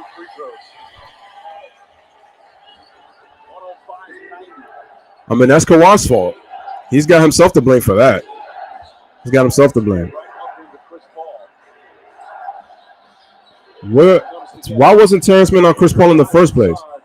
Nice shot by Devin Booker right there. Nice shot. 107-90. That play is made because of the pace in which Devin Booker comes off of that screen. You can't catch up to get back into the picture. Woo! That's the second straight game he got Chris Paul on that crossover. Yeah, but they have not been able to defend, though. That's the problem. CP.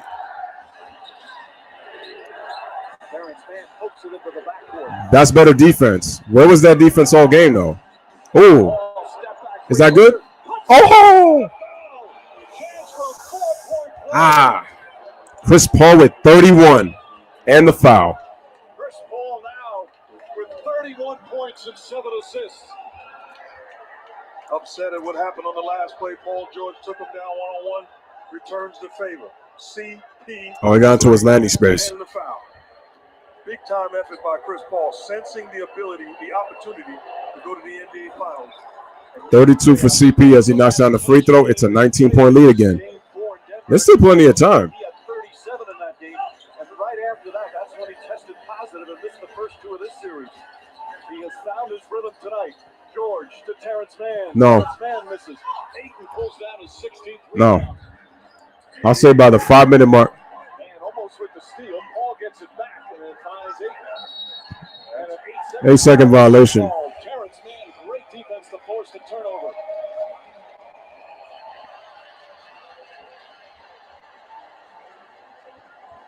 Damn. And no quitting the Clippers, but can they stop Phoenix right now? They haven't been able to stop Chris Paul tonight. The problem is, other than that play, they don't have the ability to rush the Phoenix Suns when they have the basketball. Chris Paul's going to make sure that he clocks good quality shot. Jackson to George. George calmly throws up a three. Nah. Another rebound. It's over for the Clippers. It's looking like. I'll say I'll look at the 5-minute mark. If the Clippers can't make a run, this game is over. Here in game 6. Beverly trying to harass Paul to Ayton. Ayton drives down, flips it up, and That's it. They can't stop the Phoenix Suns. And now 17 rebounds for Ayton. It's over for the Clippers. It's done. It's over for the Clippers. It's over. George to Beverly. Passes on a 3. Inside pass to Maine, and Ayton couldn't quite save it. And it hit the baseline. Nah, it's over for the Clippers. It's over. Well, they trapped him that time.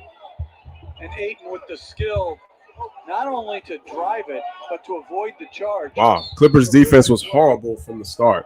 I told y'all. This is game 6, reminiscent against the Lakers. Morris, that time.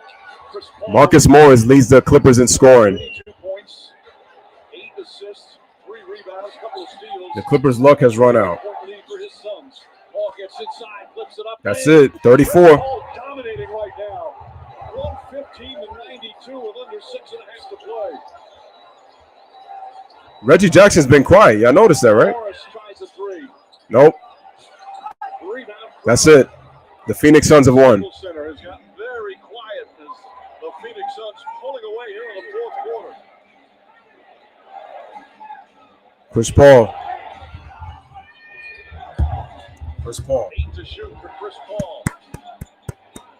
Devin Booker's at half court talking to the fans. Paul for three, puts it in. 118 to 92. The Suns have 35. 37 points. Oh, 37. My bad. Booker talking to the fans, understanding we've seen this movie before. You have an issue on the court right now between both teams with Chris Paul. Beverly and Chris Paul. Beverly and Paul have to knock it down that shot. This is now live. Wait, what's going on? Now he upset? And Paul getting to look like some kind of pushing match as the players are going to their respective benches after the timeout was called. CP3 just became the villain again. Oh. I mean, What did Chris Paul must have said? Chris Paul must have said something to him. He said something. Paul said something to him, and he reacted inappropriately. You've been chirping all series long. right. Now's not the time to react that way. Oh, Pat Bev, man. Pat Bev. Pat Bev. They down 26. Wouldn't you think my collection's complete? Wouldn't you think I'm the girl who has everything? Oh, man. I'm not even going to do the rest of this game. I'm sorry. I could care less at this point. I could honestly care less about it at this point. I'm not even gonna do commentary. It's a wrap. This game is a wrap. Wow. Paul George once again failed to show up. I told y'all this could happen. I told y'all this could happen. Chris Paul got it done. Pat Bev, like, my man, come on, man, really?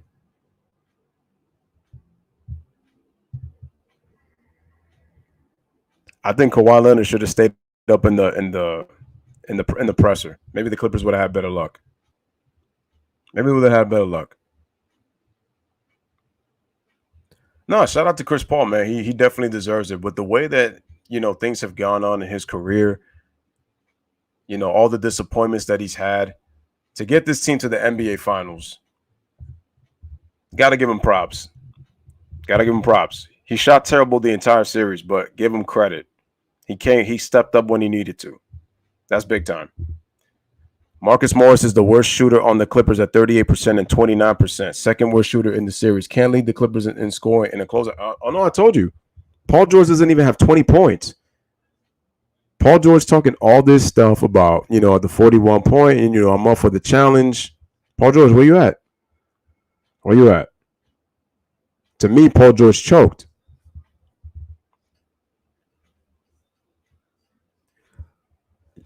People got to stop with this. Phoenix Suns got lucky and they only beat injured teams. It's like, bro, now they're getting the treatment of the Golden State Warriors. Like, dudes got to stop. This is what I'm saying.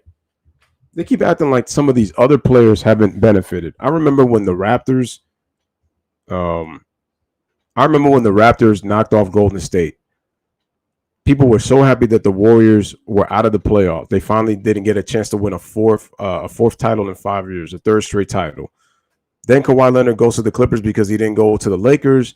And everybody's like, oh, Kawhi hit the luckiest shot. And the Raptors, all they did was just face injured teams. And they benefited and stuff like that. And it's like, wow. I was like, yeah, just were on their bandwagon just all playoffs. And now all of a sudden you want to leave because it's, that. So Pat Bev, I know, is going to get ejected. Tough way to close out, man. We ain't worried about it. Just win the game, okay? Be there for your brother. Okay, I got to confirm. Kawhi Leonard is going to go play for the Shanghai Sharks. Or is that? Walking past Chris Paul, it doesn't look like he says anything to him. Beverly just losing control of his emotions. Beverly loses his cool, huh? Call for a technical foul. Wow. Beverly has been. Paul George doesn't get a pass from me. I'm sorry. In this series to have it marred by. I'm just glad. I'm happy for CP3. He deserves it. He really deserves it. But just no place in the game for that. It's been a hard-fought series. These teams have been at each other, and Beverly just losing control. You've been talking trash the whole time. You've been doing an Exactly. outstanding job defending. Suns in 6. Defending Chris Paul, Suns in talking 6. trash when you get stops. Bottom line is it ain't no fun when the Rapid got the gun. And Chris Paul is rolling right now. Yo, give the Suns a lot of credit. They play well-constructed basketball. Paul George, you're too late, bro. He want to shoot a 3. Where was Paul George at?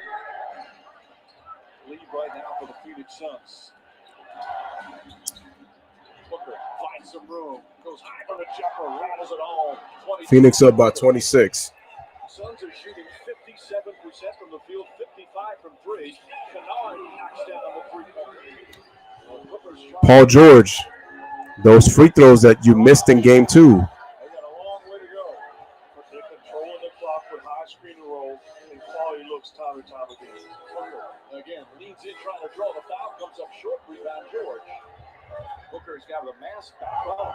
He didn't wear it all game until this recent timeout. George step back three-pointer. That's no good. Nah, these don't count now. It's too late. It's too late. The Clippers didn't win a single quarter in this game. Former Clipper getting booed by the Clipper fans. He's the enemy now. 39. Ball not that time. Reggie Jackson throws it up for Terrence Mann. Lays it up and in. The Clippers never even try to get in transition. It's Chris Paul. Too late. Miracle comeback. They down 20. They down 21. They haven't been able to stop them all night. What makes you think they're gonna stop them now, Mike Breen? Pass inside to Craig. Deflected. Picked up by Kennard. Stolen by Paul. Yeah. And we're under 4 minutes remaining. Yeah. Woo. Booker's played another tough game. Hasn't shot particularly well, 10 of 25, but he's got 22 points, a lot of big plays. They didn't even get Luke Kennard involved. They didn't do any of that. Johnson with Jake Crowder in foul trouble as Craig misses that. Craig had a huge impact despite the fact that only has 3 points. Reggie Jackson's been quiet. Kennard, that misses. See, they never try to get Kennard in rhythm, so that pretty much screwed with them. And the hopes of an NBA Finals diminishing right now for the Clippers as we approach 3 minutes remaining. Coming off a really disappointing loss at home. What a response by these Phoenix Suns. Give them credit. Best road team in the NBA all season. 5-2 on the road. Dagger. In the playoffs. Misses No. Craig the rebound. And ball knocked out of bounds. Craig got hit in the face.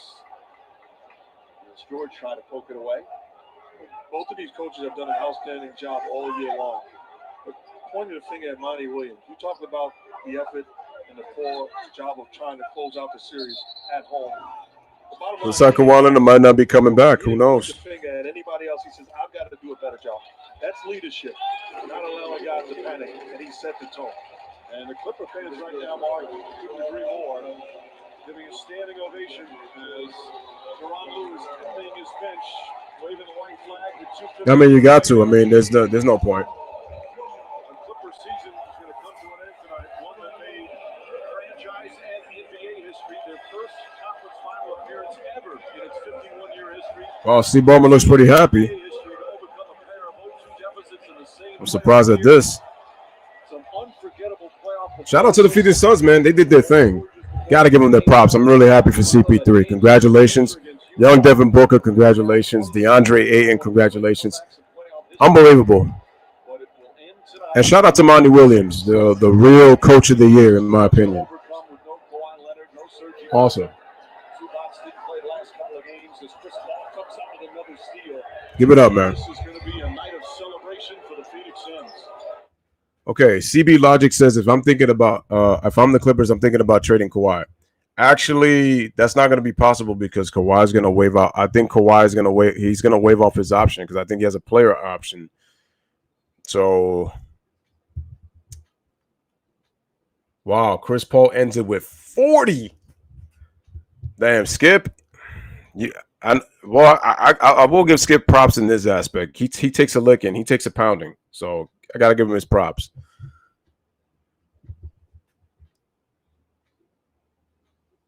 I gotta give him his props on that, man. He does take he does take the whooping. This guy makes Shannon feel good. No Kawhi,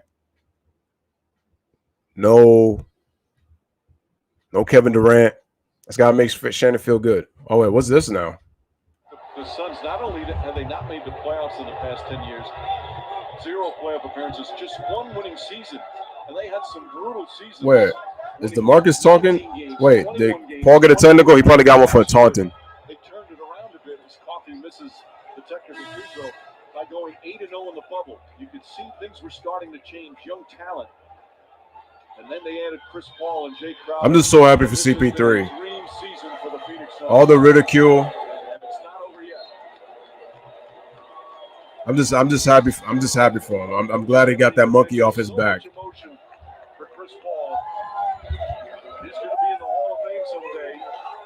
Check this out too, man.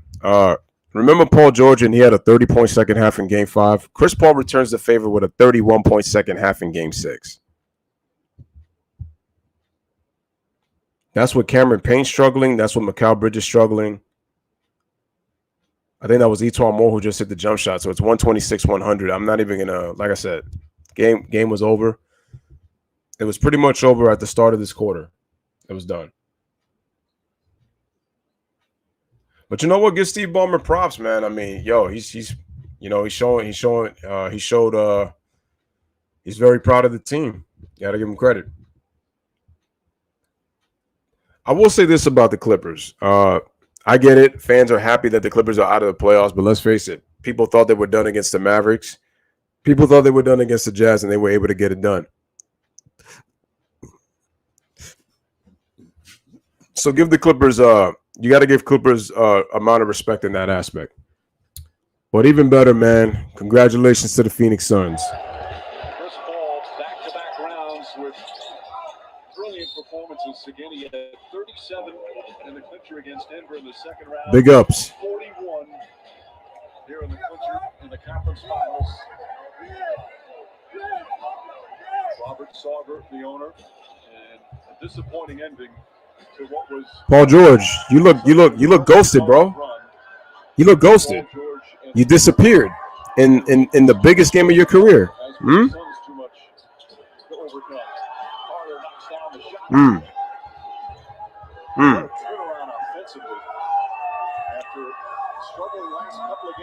Chris Paul up 28.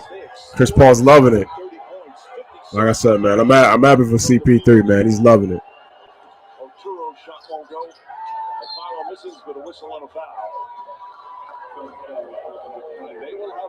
I think that's Chris Paul's family, and then the Suns fans.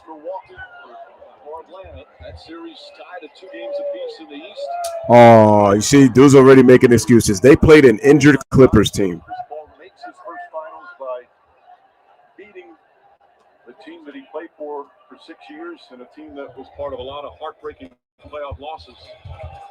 Coming up next, Sports Center with Scott Van Pelt, live post-game reaction. Plus how Giannis and Trae Young's injuries. Oh wow! Now people are trying to discredit the Phoenix Suns. Now that's messed up. The best thing Scott saw was Chris Paul's second half. Yep. Facts. He's had his share of heartbreaking playoff losses. Facts. But a time to celebrate as he will go to his first NBA Finals. Wow. Willie Green. Let me give it up for Chris Paul and the Phoenix Suns right now. Just give me a second, guys.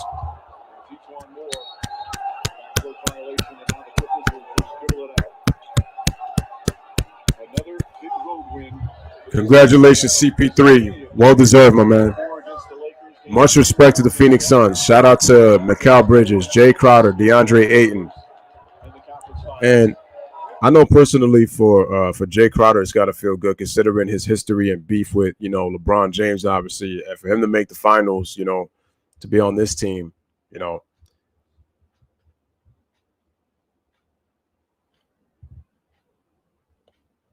Paul George, you proved it.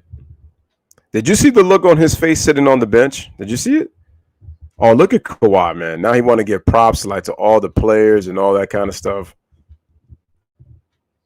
Listen, Ty Lue is not the best coach. I never said that, but I got to give him props. I I give Ty Lue props. There could have been a couple of times where he could have choked the series away. I mean, it would have really been bad if he would have choked to Luka. But it's like what Jay said in the comment section. What doomed the Clippers was going 7 with the going 7 with the Dallas Mavericks. They should have took care of them early. Because they didn't do that. And then they went 6 with the best team record-wise in the NBA. You know, it hurt them. Because that just meant more legs. But they obviously missed Kawhi because Kawhi would have been able to shoot the mid-range and the free throws. And Paul George just goes to show you the inconsistency.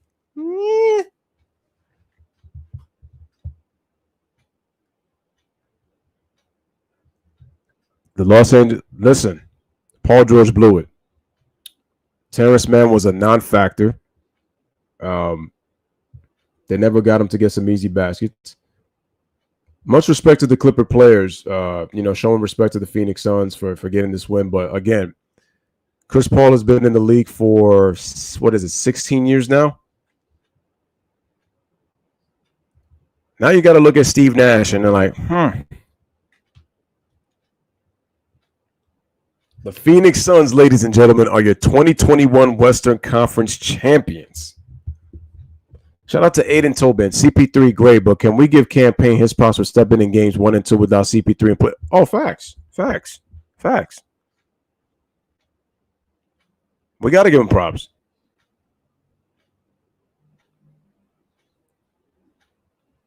But to be honest with you, I at first said that Campaign needed to play minutes, but CP3 actually had to close this game because he was the one that had the most pressure. What's Lil Wayne doing here? Oh, that's right. He a Laker fan. I hate to say it, but they got to get rid of Paul George. They got to get rid of PG. I know what they're going to say. They're going to say, oh, well, Paul George, man, he just played his heart out. No. Paul George's entire career. Listen, I told you.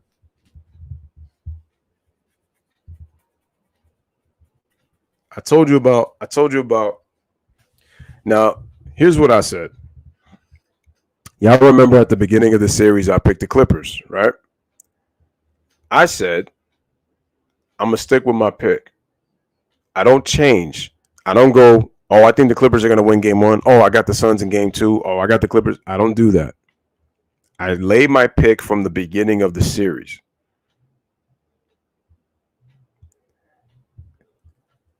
Man. Yo, shout out to the Phoenix Suns, man. They deserve the dance, man. They worked really hard to get here. First of all, they were showing improvements in the bubble.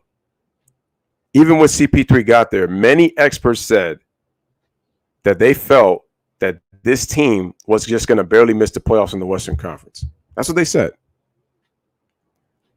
They're now Western Conference champions. I don't think anybody saw that coming. People said that they were championship contenders even in the season, but people felt with a CP3-led team, it's like, can they really do it? Who knows? How were the players going to react? How was Devin Booker going to react in his first playoffs? They proved a lot of people wrong, including this guy right here.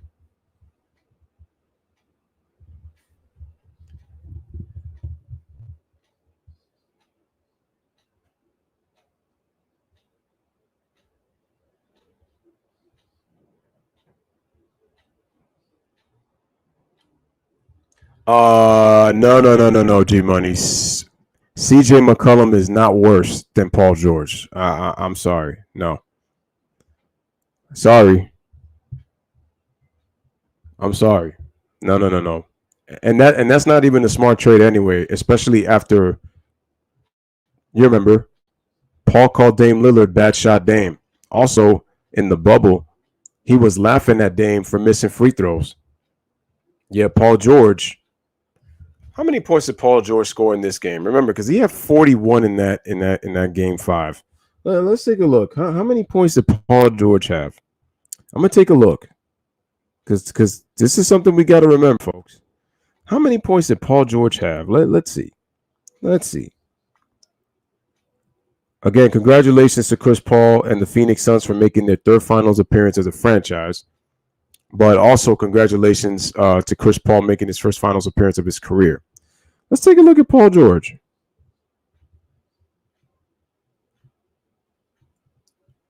Paul George.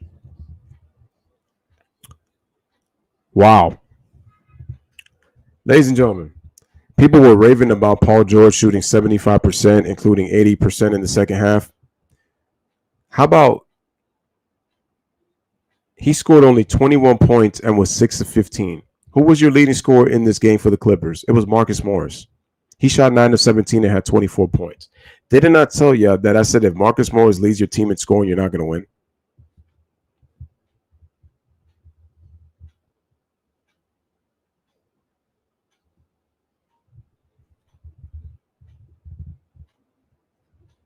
Dang. Here's my problem with Dame Lillard. Dame Lillard, to me, kind of reminds me of John Stockton in a small sense. He has a tendency to get outplayed by point guards in the playoffs. Does Dame Lillard. There's only been a few exceptions. But he's a scoring machine. Oh, my goodness. Shannon is going to have a field day with Skip. I think the Milwaukee Bucks are done. They're going to lose in 6 to the Atlanta Hawks. So now the Phoenix Suns get more rest. They get a week off. I think the NBA Finals will start on July 6th. That's what I think. I think it's July 6th. Look at Paul George, 21 points, 9 rebounds. They were raving about his rebounding. Look at this. In Game 4, he went 5 of 20 from the floor. In Game 6, he was 6 of 15.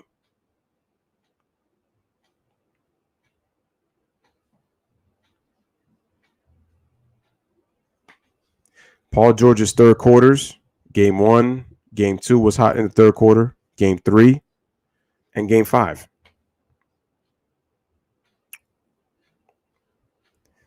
What doomed the Clippers were the first 2 games of this series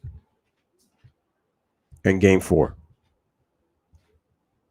Game 4, the Phoenix Suns shot horrible. How many opportunities did the Clippers have only down 1 in that fourth quarter, and they could not make shots? They missed 11 free throws in the game.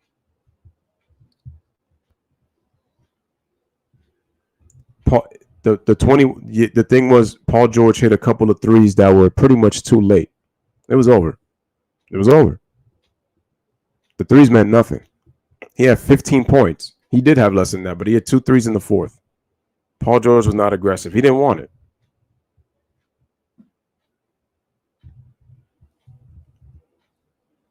Boy George is starting to fall in that Jimmy Butler line. He's kind of in that tier. Just slightly better. So once again, I bid you congratulations. Shout out to J. Jeff in the building. 1 of 6 from 3. That was after going 3 of 6. So G Money got it right. He got it right. The Suns closed it out tonight. And Chris Paul, he did his thing. Chris Paul did his thing. But I said, but remember what I said, y'all. I said that I wasn't gonna give him a pat on the back until Paul can show me consecutive games. I said, you show me 2-3 straight games. Shout out to Zamoko in the building. I apologize for not looking at any video, Samoko. It's just I've been, really busy and stuff like that. But I'll try to get a chance to watch your video probably like sometime tomorrow when I work, because I work tomorrow. But yeah, you see what happened. I told you. Oh, he's playoff P. He's for one game. When you're a playoff performer, you do it you do it consistently. You're not gonna always have the greatest shooting games, but you got to find a way to impact. Paul George had no impact in this game. You know what they're gonna say? Oh, Paul George, he was doubled up. But you got to find a way, man. You got to find a way. But I ain't gonna lie, man. I'm actually really happy for Campaign. You know why? Because the fact that he was out the league just a few seasons ago, he found himself on this Phoenix team. He came late in the roster just last year, and now he's in the NBA Finals. Now I'm gonna say, like, damn, look at that. James Jones, one of LeBron's former pals, is about to get himself a championship. as the GM of the president of basketball operations. Reggie Jackson obviously didn't play well in this game, but he's going to get money, man. I mean, what can you say? What can you say?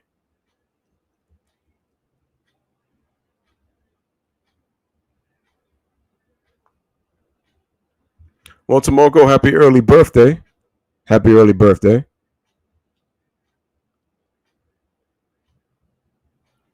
Oh, my God. Yo, Ron, you killing me, bro. He said, I'm here watching. He said, I'm watching the Boy George concert. I'm done. Oh, my God. Ron, you funny, man. That's funny. Come on, everybody, sing it with me now. One of Boy George's all-time favorites. Come on, chameleon. Come on, chameleon. Ah. Oh my God! Because George pretty much camouflaged himself on the damn court where you couldn't see him, because he definitely camouflaged with invisibility because he wasn't there.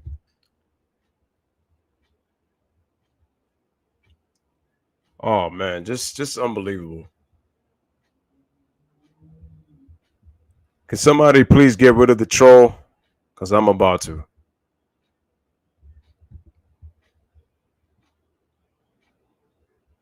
Aiden says he feels bad for Reggie because he was the most consistent player on the Clippers. You know what? I would have to say for the most part he was. Yeah, I would have to say so. For the most part he was.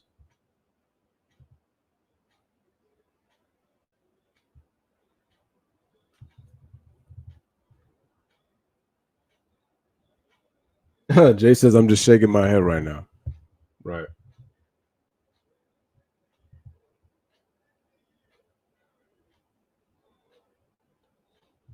Man.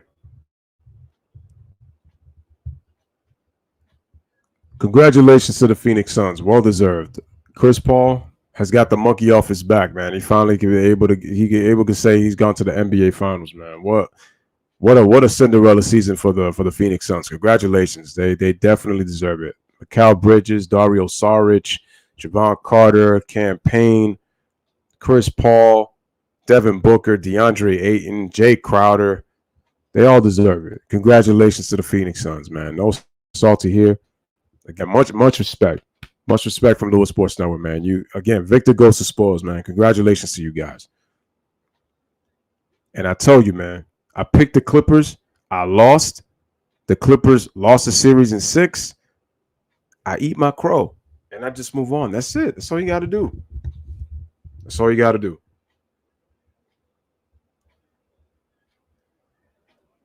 Some of it probably thought, maybe they might find a way to pull it off. They just couldn't do it. And Paul George, after putting a big performance on the road, I feel like, to me, Paul George just plays better on the road. There's something about playing on a home floor that he just does not do well. Do y'all remember last year? Last year, even though there was no home court advantage, the Clippers were the home team because they quote unquote have home court. Once again, in a closeout game, elimination game when it matters most, Paul George stuck up the joint again.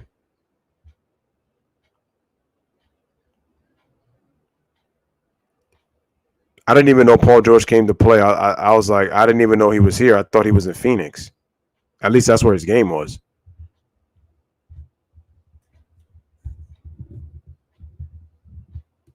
Shout out to D Books, man. Well deserved. Finally got his opportunity to show himself on the big stage and, stuck with it, even though he struggled in this series, man. Didn't let it deter him. You could tell that Pat Bev tried to do everything to get in his ear, but Bev showed poise. I didn't see it coming. I was like, you know what?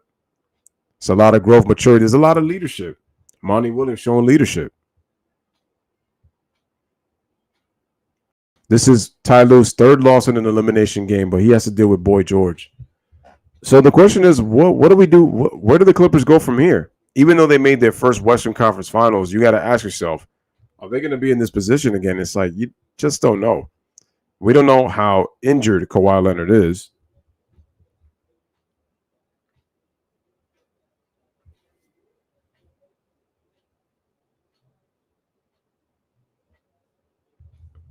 Actually, it wasn't Seth Curry. It was Jamal Murray. I think that's what you meant to say, Aiden. I think it was Jamal Murray you meant to say. Listen, man. Look, for those of y'all, who haven't seen my Scottie Pippen videos, go check out both of the videos I put up. The second video is a 41-minute video. It's a 41-minute video. This whole thing about Scottie Pippen thinks that he doesn't get the credit he deserves. I'm gonna ask you again: how many number twos in NBA history get the credit that Scotty's gotten over the years? You heard from Phil Jackson. You even heard from Michael Jordan. How many times did these guys praise Scottie Pippen during the championship years? He got a lot of credit. And he feels he doesn't get the credit that he deserves according to Scotty. I said, how many number twos? You look at Kobe Bryant. Kobe Bryant didn't get credit for helping the Lakers win 3 championships. They just said, oh, Shaq got 3 finals MVPs. It was one of the reasons why Kobe wanted to prove he could win without Shaq. And to this day, they still try to discredit him because they're like, oh, he got Pau Gasol. He got, Fisher and thing. So they do that. Look at Kyrie Irving. Hit the biggest shot in Cleveland Cavalier history. Does he get any credit? No. As a matter of fact, the 4-letter network erases his shot and they put LeBron's block. And how many times have I said that the block and the shot are equally important because they were both big moments in Cavalier history? But because the 4-letter network is so in love with LeBron that they don't give Kyrie credit. But you don't hear Kyrie crying about the credit that he should get for helping Cleveland win the title.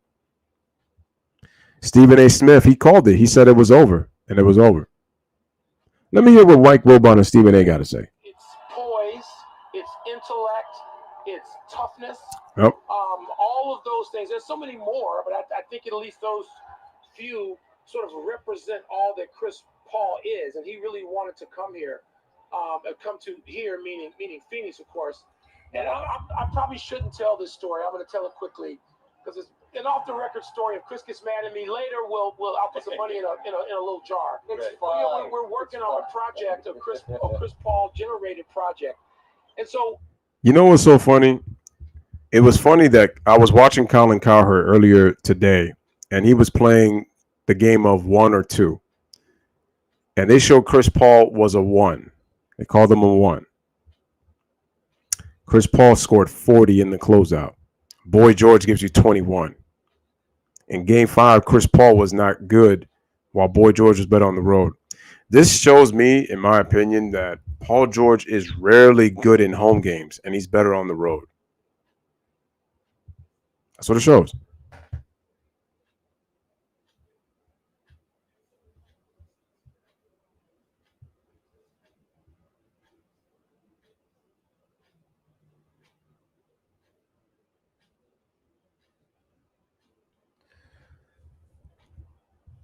Oh, about Bill Cosby being free? I did hear about that. Oh, you mean about Seth Curry with that? Yeah. But I was talking about Jamal Murray, the player, when they lost to Denver from the 3-1. Yeah. Seth Curry, yeah. Obviously, yeah, he's in his head. Yeah, that's true.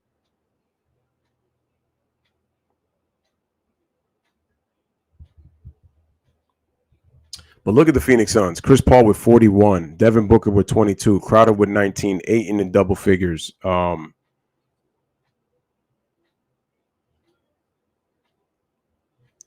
First of all, and they did this without Cam Johnson, who was injured in this game. Keep that in mind, too.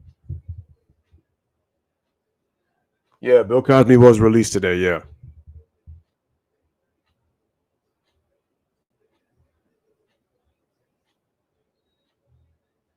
Yeah, he do. I mean, he does wild out sometimes, but he was able to. Yeah, but he was basically saying who were the ones and who were the twos, and this is what I also said though: the ultimate winner is a certain fan base. Yeah, I know who I'm talking about. The reason that this certain fan base wins is because they were going to get mad if either Kawhi or KD made the finals. Neither one of them made it. The difference is the Clippers would have made it had Kawhi been healthy. And they almost pushed the Suns. I can't even say almost pushed the Suns to 7. They just pushed the Suns to 6. That's it, because game 6, they were non-existent from the bell. The Clippers lost every quarter in this game, despite the fact that they were up by 1 in the first quarter, 20-19. That was the last time they had the lead.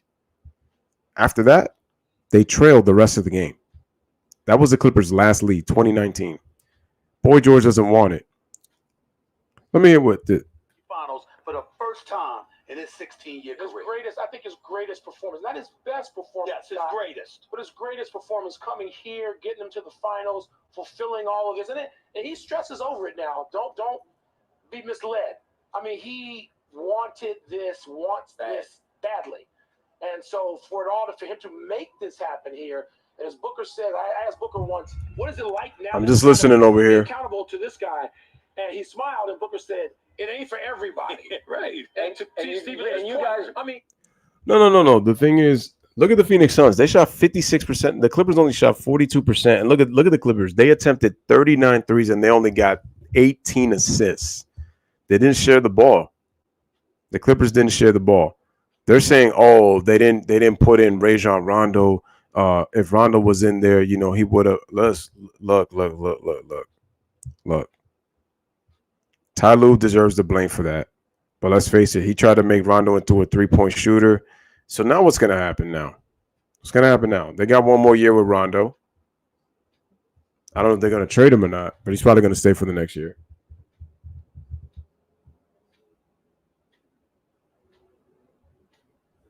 That's true. Let me hear Reggie Jackson. Not sure when he's going to play.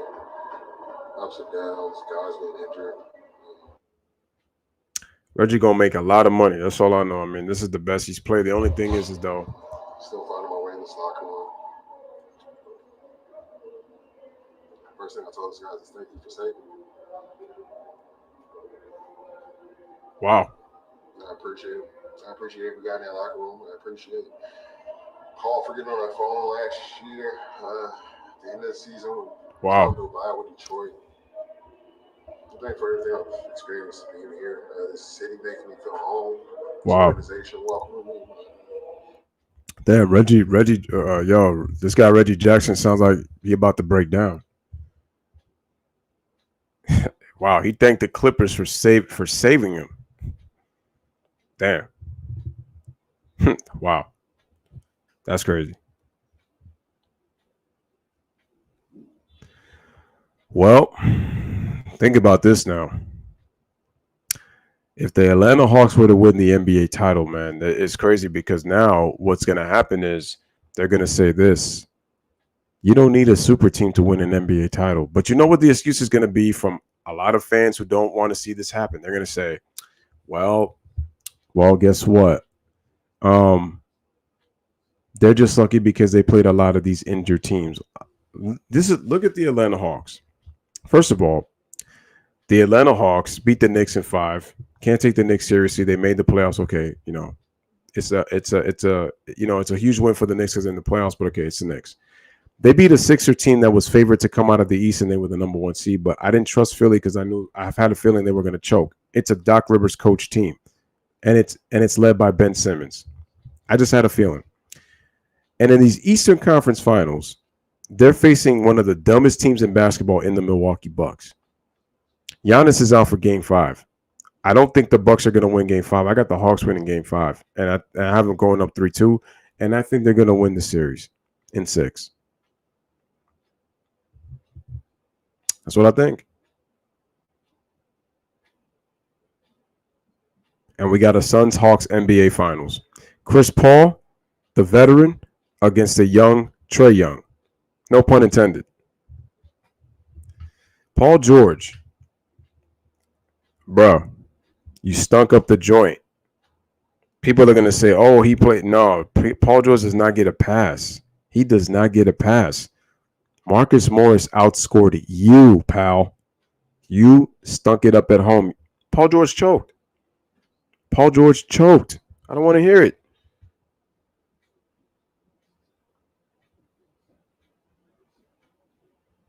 I don't want to hear it. I told you. He goes, see, this is why I told you. Consistency. It's funny because that's also Jimmy Butler's problem. I told you, Paul George is in the Jimmy Butler tier, but Paul George is slightly higher because he's been an MVP candidate and he's been a Defensive Player of the Year candidate. So he's accomplished a little more than what Jimmy Butler has. So I think he's a slightly better player. But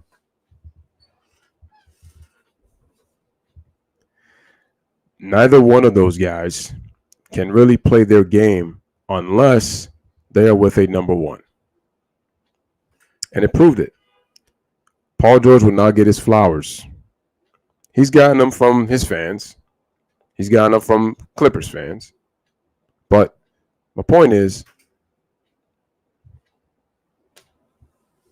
Paul George stunk up the joint. And I said Shannon is going to have a field day with this, with Skip. Skip believed in the Clippers, and Skip, you got to eat crow. You got to eat crow.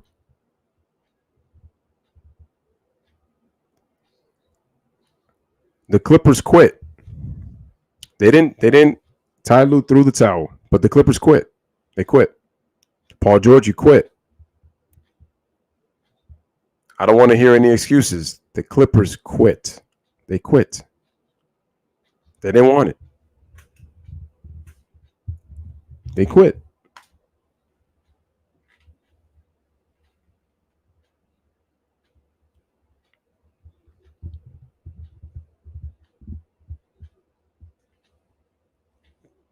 I really feel like Paul George should play for the Shanghai Sharks. I heard they're hiring. Because you think I'm going to praise a player for 41 points? You think I'm going to praise him for that he scored 41 points in a game 5? I said, I need to see you try to see if you could do this 2 more times. You scored 21 points on 15 shots. 6 of 15 from the field. Marcus Morris shot better than you. You knew if that was going to happen, you were going to lose. Look at this. The Phoenix Suns have the most playoff games without an NBA title. The Jazz are second with 286, and that's going to keep climbing. The Indiana Pacers with 241, that's going to keep climbing. So the Phoenix Suns are most likely can win an NBA title. But the thing with the Phoenix Suns is it doesn't matter who wins. Either the Phoenix Suns or the Atlanta Hawks win the NBA title.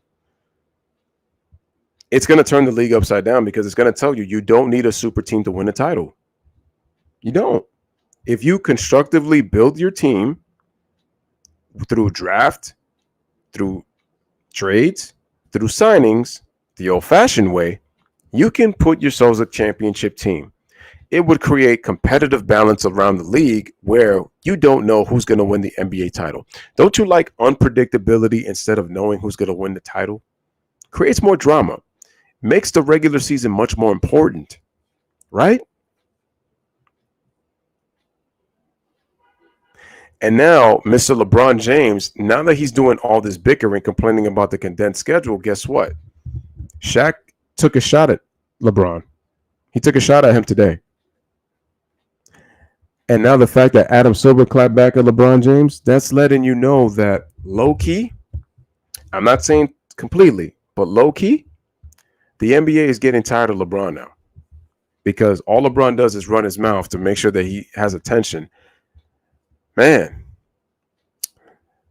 damn, this has got to suck for Melo now, because now Chris Paul will be possibly the third banana boat buddy to get a ring, while he's stuck in Portland with Dame Dollar. Man, make sure to hit the like.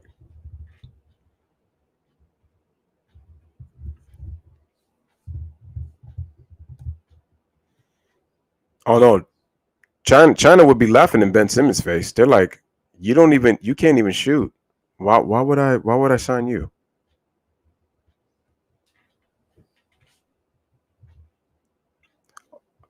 Oh, Lil Wayne. It's easy that Lil Wayne was a Suns fan. He's a Suns fan because the Clippers are gone. He's a Lakers fan. Snoop Dogg is hype.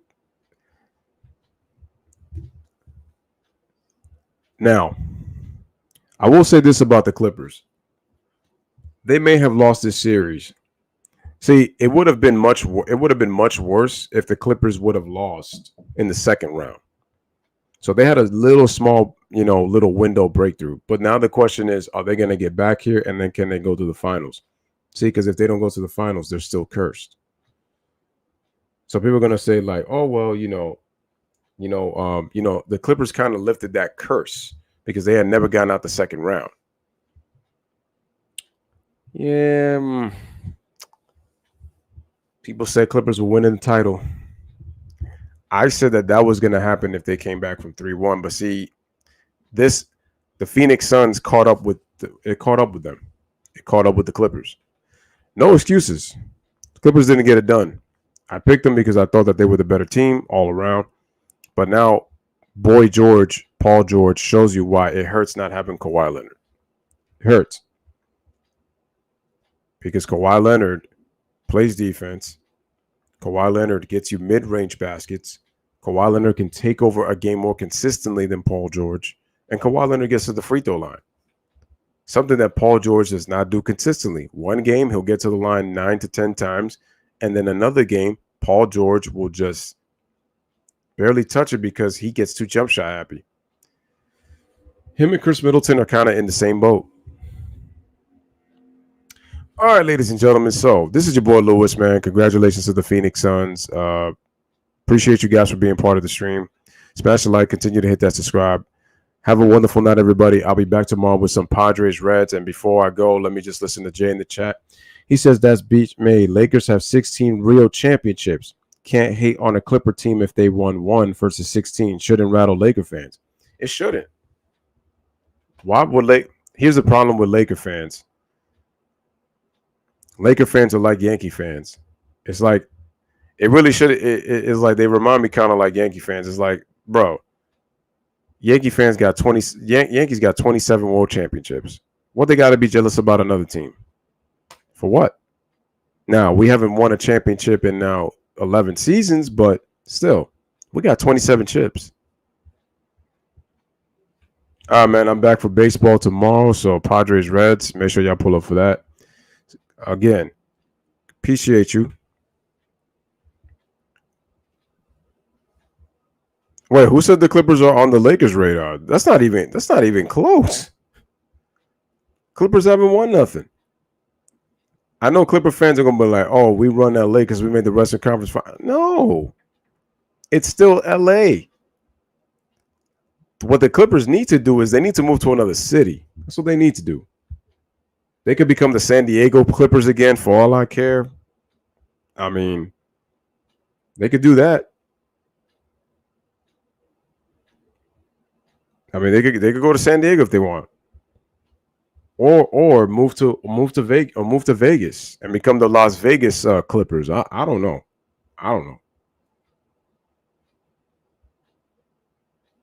They could do that, but they're not on the Lakers level, man. The Lakers will always be number one. But I heard that they do have that new Clipper Arena in the Great Western Forum where it used to be.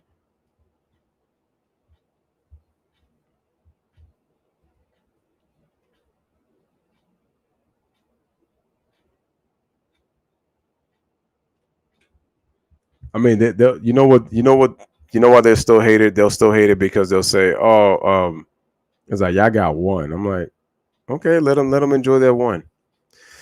Well, it's going to be a tough offseason for Clipper fans who were raving about championship.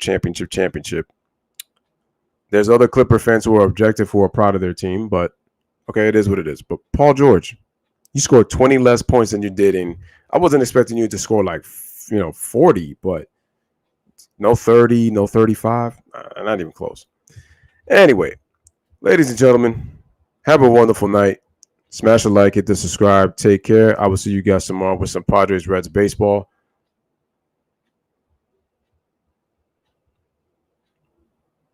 And Paul George needs to be traded. All right. Take care, everybody. Have a wonderful